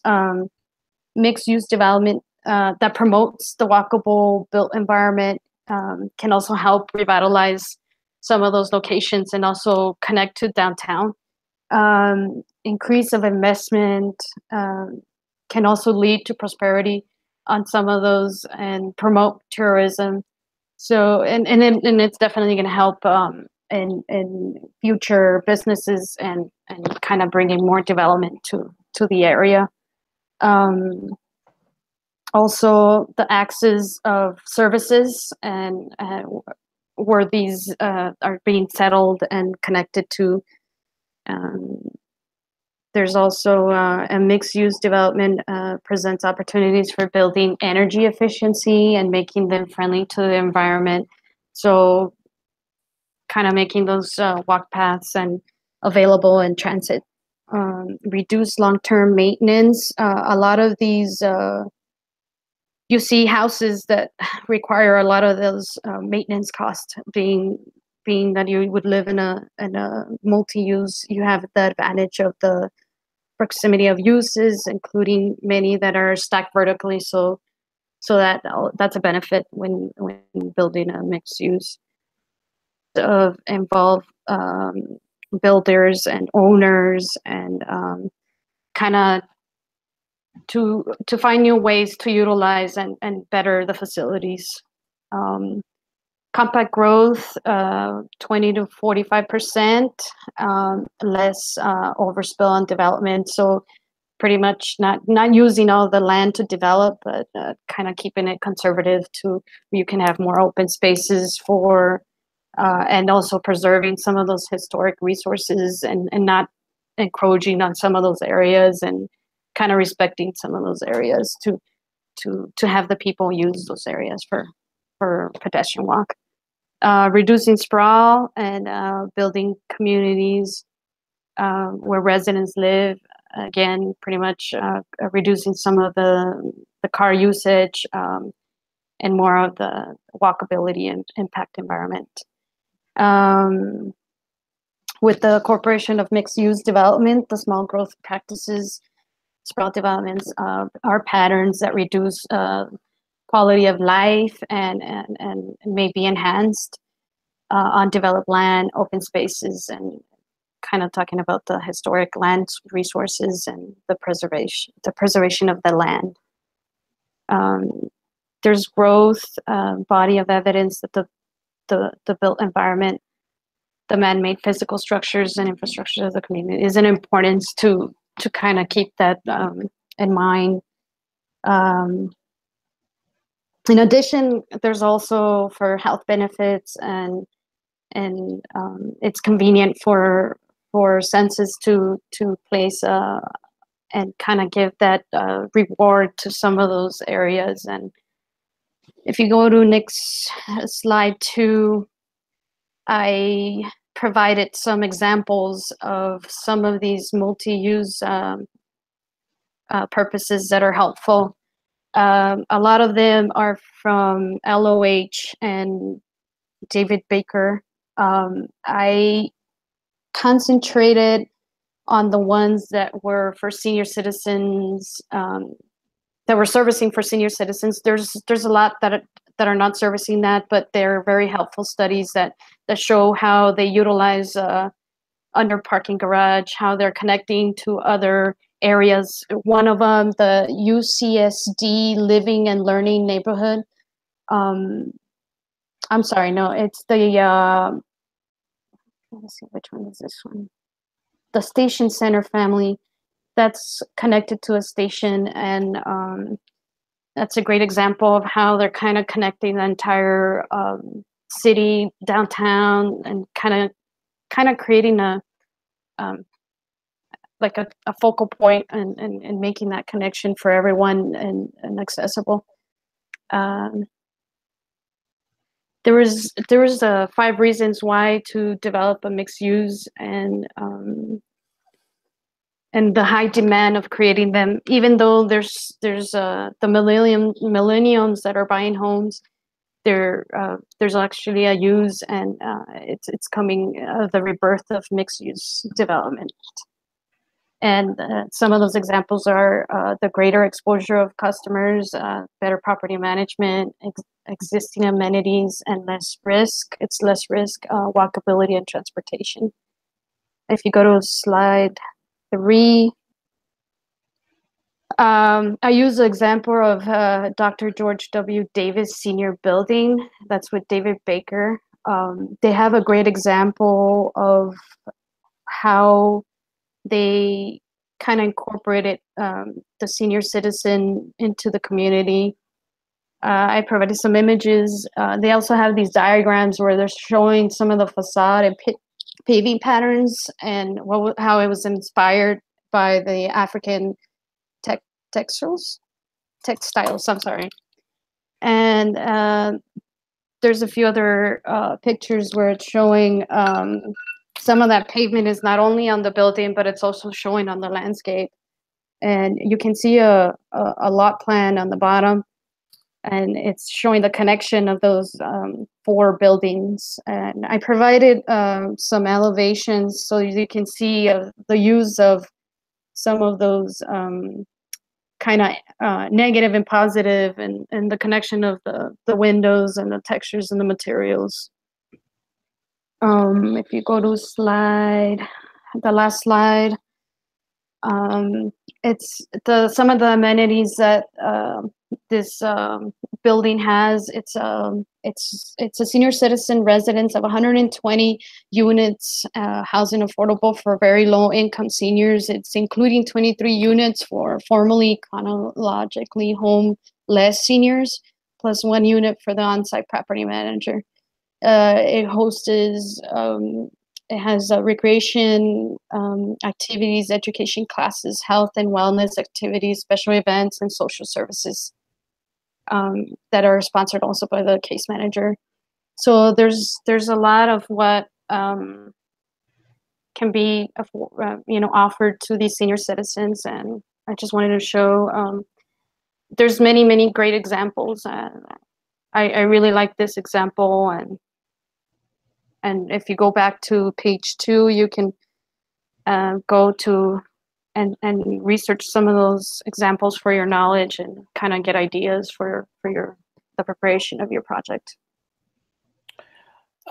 Thanks, Nora. I'm wondering if this is actually a really good example. It's maybe a little bit bigger than what our project is, but it's related to the transit line. So it's a transit-oriented development. It has a finer sort of grain approach to senior living because it has the chronically homeless as well as age restricted. So at a number of levels, it's the right thing, and at another group of levels, it's something that you need to sort of understand that it's different than our project. It seems to me, though, that so I think that this is a good choice. But it seems to me that if I was gonna tell somebody like you are a little bit more about this building, and my audience was architecture students and architects, I'd want to be able to give them more information, more clues about not just what the building looks like and what it feels like, but how is a mixed-use building organized? Maybe you could talk about that sectionally and in terms of the floor plans.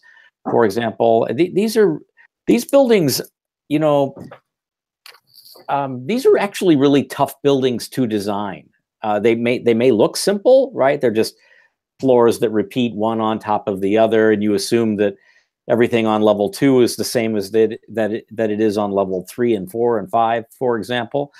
But in order for us to design mixed-use buildings, I want you all to appreciate that, you know, you have to think about the user in terms of what does she and he do when it's, you know, Thursday afternoon and you have to drag the trash bag and the recyclables out of the unit. So what is that process like?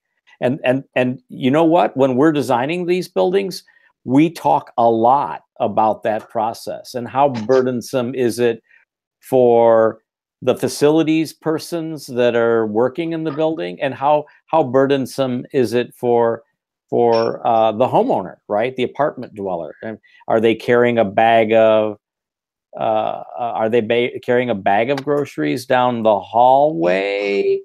Are they using a cart? Is someone collecting it at their door? How does all of that work? I don't know that plans and sections can actually, you know, make that clear, but it's part of what we talk about. So trash evacuation is one thing. The delivery of like new homeowners and the evacuation of homeowners is another thing. And how do we approach that in terms of moving trucks, and where do they pull up, and where do they stage? What elevator do they use? These are some of the other things that when you start to really dial in and look at the drawings that architects like David Baker and Loha do, they're actually thinking of these things as they're drawing those drawings.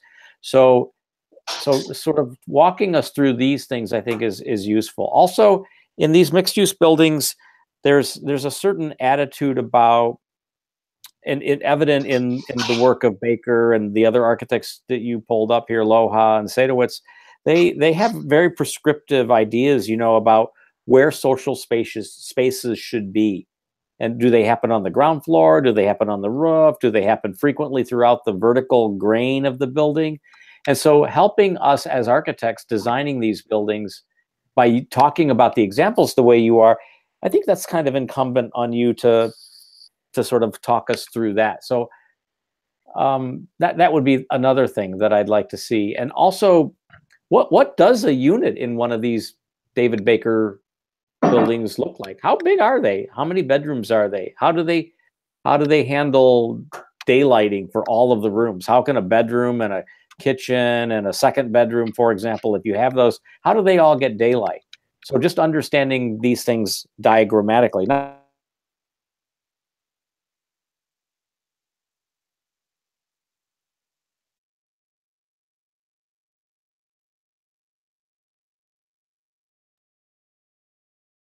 And understand their planning. So I'd like you to think about that a little bit more. Do we still have you there, Nora? Looks like I might have just lost you. Am I back on? Yeah, You're there was on. a weird hiccup for a second. Yeah, it looks like Nora just left, and I think she's coming back in. I lost you. I'm sorry. Yeah, you're back now. Thank you. So looking at the drawings that architects do to pull these buildings together, I think is going to be useful to help us understand how they operate, what their DNA is, and then marking on those drawings to help us understand the way they organize units, the way they organize themselves, and the way they organize units within a building. You know, like why are two-story units usually on the corner? Pretty simple thing, but I think you should understand that, and you should help us all understand that. And then these buildings are complex from just kind of a constructional thing, right? All of the units generally sit above the podium, which is that fire-rated diaphragm that sits as the ceiling of the first floor, and it's the beginning of the residential units above, but not entirely, not always. Sometimes there are residential units on the ground floor that are kind of work-live combination units that you might call as like a maisonette. So how does that work? And are there case studies where you might see ground floor residential / retail units in some of these things? So really kind of like taking this onion and peeling it apart, like layer by layer, and helping us understand what's behind the skin, I think is really behind this sort of physical skin, is something that I'd like you to see you do. So Mark. Yeah, go ahead. Sorry. I'm sorry, I didn't want to interrupt. Can I just interject a few? Yeah, go right ahead. Sure. I don't disagree with any of Professor Farlow's points, but let me maybe phrase them in my own language a little bit more explicitly.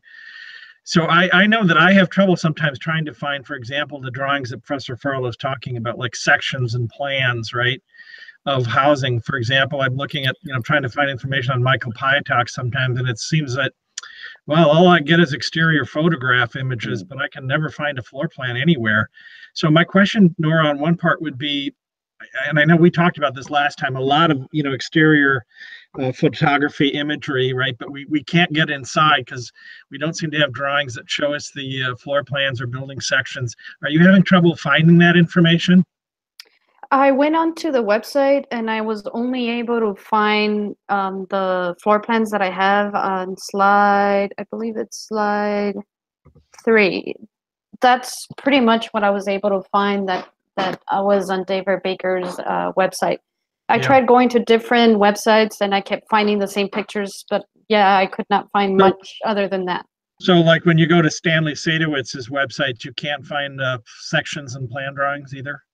Oh, okay. No, I was looking specifically on the Dr. George, but no, Okay. definitely. I can start looking at other ones. Well, and kind of provide. I know that I've had difficulty finding them, and so maybe just to clarify with Professor Farlow, it could be this is some of that information, even though it is important, and yes, we need to have it. Some of it may not be as readily available on the internet as we seem to think it is, but I think it definitely is something that you need to provide to give, I think, what Professor Farlow is talking about, which is a more extensive overview of the project and how it's organized and how it's planned spatially and in section, because as intriguing as the visual images are, photographs from the outside, they're not telling us much about the building conditions that we need to understand to design a building like this. I appreciate that you did begin to form sort of a categorization of major topics, right? However, I would say that your descriptions of them really tends to be not in too much depth. So you tend to talk about the topic, but then you sort of trail off without going into more depth about the topic and leading us to a fuller understanding. So I think maybe understanding in a deeper way some of these topics that you're discussing would be helpful. So when you use terms like better property management and you just make that statement, what does that mean, right? We need to understand, and what does number 4, less risk, really mean, right? Or what does not contributing to sprawl really mean? I think if you gave us 2 or 3 sentences that would explain to us what this particular aspect means, I think we would have a better understanding of it, and perhaps you would as well, in terms of why these building types are relevant and what their important characteristics are. I think they're probably trying to put a lot of information on very few slides. Perhaps it may have been helpful to maybe space this out a little bit more, if that makes sense. Mm-hmm. And I think that, again, there's a lot of information, but it's not hierarchical. It's just like, unlike some of the other presentations where there's larger size graphics and there's a sense of hierarchy, I'm like reading pages of a book, right? Does that make sense? Yes. And I think that's something to think a little bit about as well. As a presentation, you need to give more hierarchy, perhaps.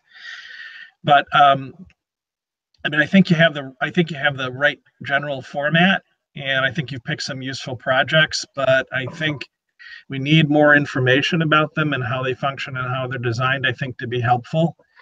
And if you can find that, I think that would be a useful addition to expand upon the information that we already have. Okay. That's all. Sorry. Thank you. I am. While I'm listening to Daniel with both ears, I am surfing the internet, which is always dangerous. And I just found the floor plan. And I just found some pictures of the inside, Nora, of these units, which is interesting, Dan, because it's a McCormick Baron Salazar development. And we were just talking about UDA a few moments ago. So Nora, I just sent them to you. And you, so just by like saying, how do I find, gosh darn it, how do I find drawings? I can probably find something on the internet that can help, and then I can go to visit the page or visit the image, and then use that image as part of my research. So I think that's part of what you have that you have at your fingertips. And here's another thing, and I think I suggested this to you just last week, is that you can actually contact those architects. Right. You can contact those developers. They may say no, right? They may say no. But just let me give you an example of what one individual can do. I have, in my career, and Dan has heard me tell this story in a number of different ways over the years.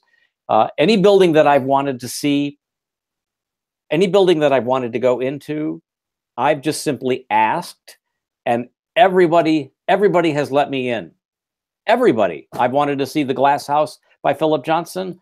I got in. I got in 3 times, right? I've wanted to see, you can almost name any building that I visited that was off limits. I've been able to get into by just being polite and appreciative, but mostly by just having the what we might call the chutzpah, right? The energy and the spirit to ask. So they could say no, but they might say yes. And so if you sort of figure out when the right time to call would be, and how to tee up the question so it's a simple question that can be answered quickly, you might get what you're looking for. So this is one thing that I think is incumbent not only on you, Nora, but it's kind of something that I would hope that all of you would find the courage to do. You're never going to know, for example, where your next project, right? Like I'm thinking like an entrepreneur right now. I'm thinking like, one of the team leaders in our office. You never know where a project's going to come from. We will call architects from all over the country, all over the world to say, do you guys want to help us on this project? And that's how we were working with Sir David Adjaye, for example. That's why we're working with SHOP, because we just made a phone call.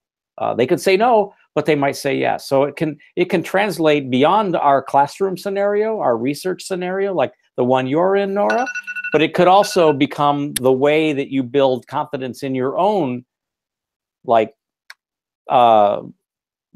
right, as a student, and become the way that you practice architecture, where you're not afraid to look someone's phone number up and then pick up the phone and call them and ask.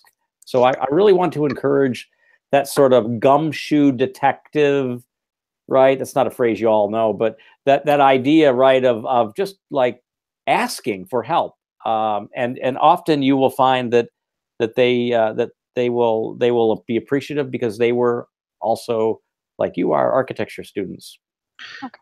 And I would say it's also just useful to develop the habit of curiosity. Yeah. If you're in the university, it's almost essential to survive by being curious. And it's certainly the more curious you are, the more the drive that you have to learn. And so I think enjoy the opportunity to be curious while you can. So yeah, you're definitely in the right place to do that. So because you may not have that luxury later on. So I don't think David Baker's office has those drawings on the website, but you can maybe one of their team members has a Pinterest page, right? And maybe they've uploaded those drawings there. You just like think about how people use the internet. Maybe if you start following David Baker, right, on Instagram, like yours truly does, that's how I find and see all of these projects and have all of these images in my library, so that I can refer you to them later on. But I just sent you a couple of pictures. I'm looking at some floor plans right now. Another, and one of them has dimensions on them, right? So I'll quickly link you to them as before the evening sort of ends. But I think that's something that I want to encourage you to do.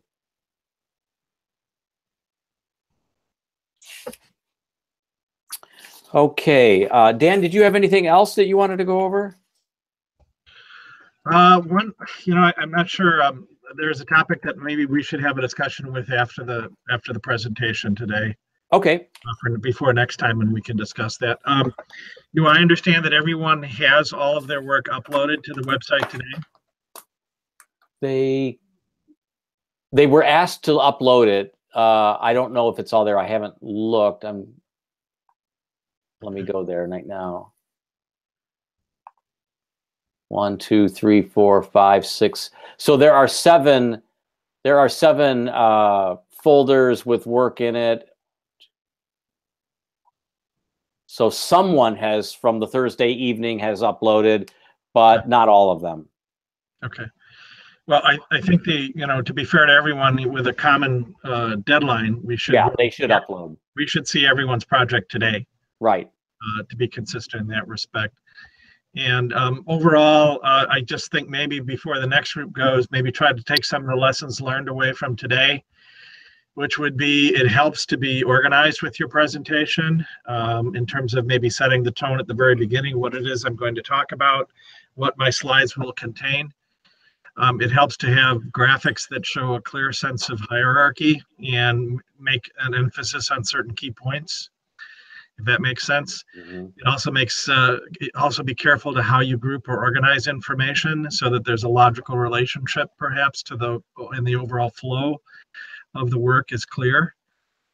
As much as possible to try to be well spoken. So maybe that means practice or have some written notes in front of you so that when you're talking about something, you can maintain a flow, so to speak. You can make sure you hit the main points that you would like without skipping or stuttering or sort of trailing off in your presentation.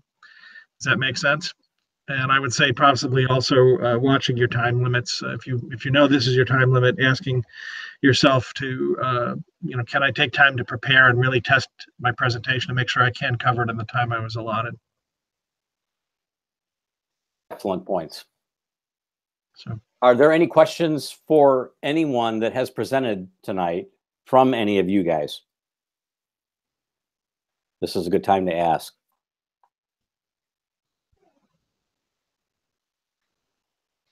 I don't hear any. Okay, so what I'd like to say is upload your work. The folks that are presenting on Thursday night to a folder in the drive so that we can all have access to it. And then the Thursday night class is also synchronous like this one. The start time for that class is indicated on the calendar, the roster that I shared with you on Sunday morning, the Module 1 review list, and we'll start with Richard at 5:45. So please try to be here on time for that. And then the next week I have a fairly elaborate sort of design presentation, kind of a architecture design for dummies. Not that you guys are dummies, but I'm going to show you a project that one of our architects and I are working on right now, and I'm going to go through the process of how we're approaching the design. So it's going to be a series of plates, and it's going to parse out the process in a very logical way. So I want you all to look forward to that on Tuesday. And then I'm going to release all of you now so that I can visit with Dan for the next few minutes, unless there's any questions. Hearing none. Okay, Dan, I'll visit with you as soon as they peel off. Sure. Okay, thank you. Sure. Thank you much. Thank you, everyone. Thank you. Thank you. Sure. Actually, I just have a very quick question regarding the groups for the general project, you said we might have a group of 3 at the end. Yeah, Will we look at the you guys probably will, because I think you and I don't have that, and Jess, as well as Hung, I think are still not paired yet. So you guys should talk about that possibility.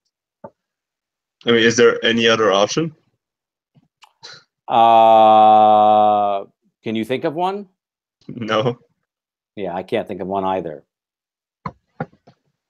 So will we discuss that next time? Or You should discuss that now, because I think by Tuesday that needs to be concretized.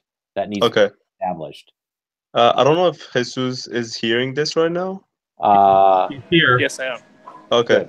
So are you okay with that? Well, you guys talk about that offline. You can have another hangout on your own, okay? Okay. Yeah, I'll email you. Okay. But we need to have that reserved within the next 24 hours. Get that resolved, right? Yeah, I think you need to do that now, because you guys need to be thinking about, along with everything else that you're thinking about, you need to be thinking about these next steps. Because if you think that this first 2 weeks went fast, wait till Tuesday. Okay. Okay. All right. Sounds good. Thanks, guys. All right. Good night. Thank you. Good night, everyone. Let's wait a second till Andrew peels off.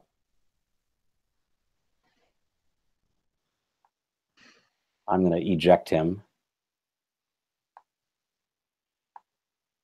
There we go. Okay, so Andrew's gone. They're all gone now, Dan. Go ahead. Just a few questions. Yeah. At this point, I think I did send you the module 2 I had prepared.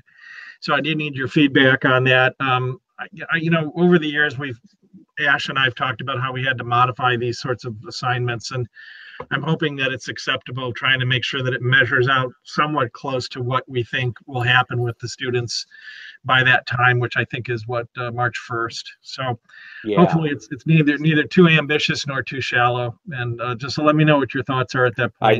I will definitely do that. We'll do some tinkering now before we issue it. The next question would be, I'm still seeing projects without citations and proper attributions, and they need to work on that. You know what I'm saying? Yeah, I do. I think as a classic example, I'm sure all that language that was in there was probably not hers. Yeah, I felt like that particular. Actually, let me stop the broadcast just to be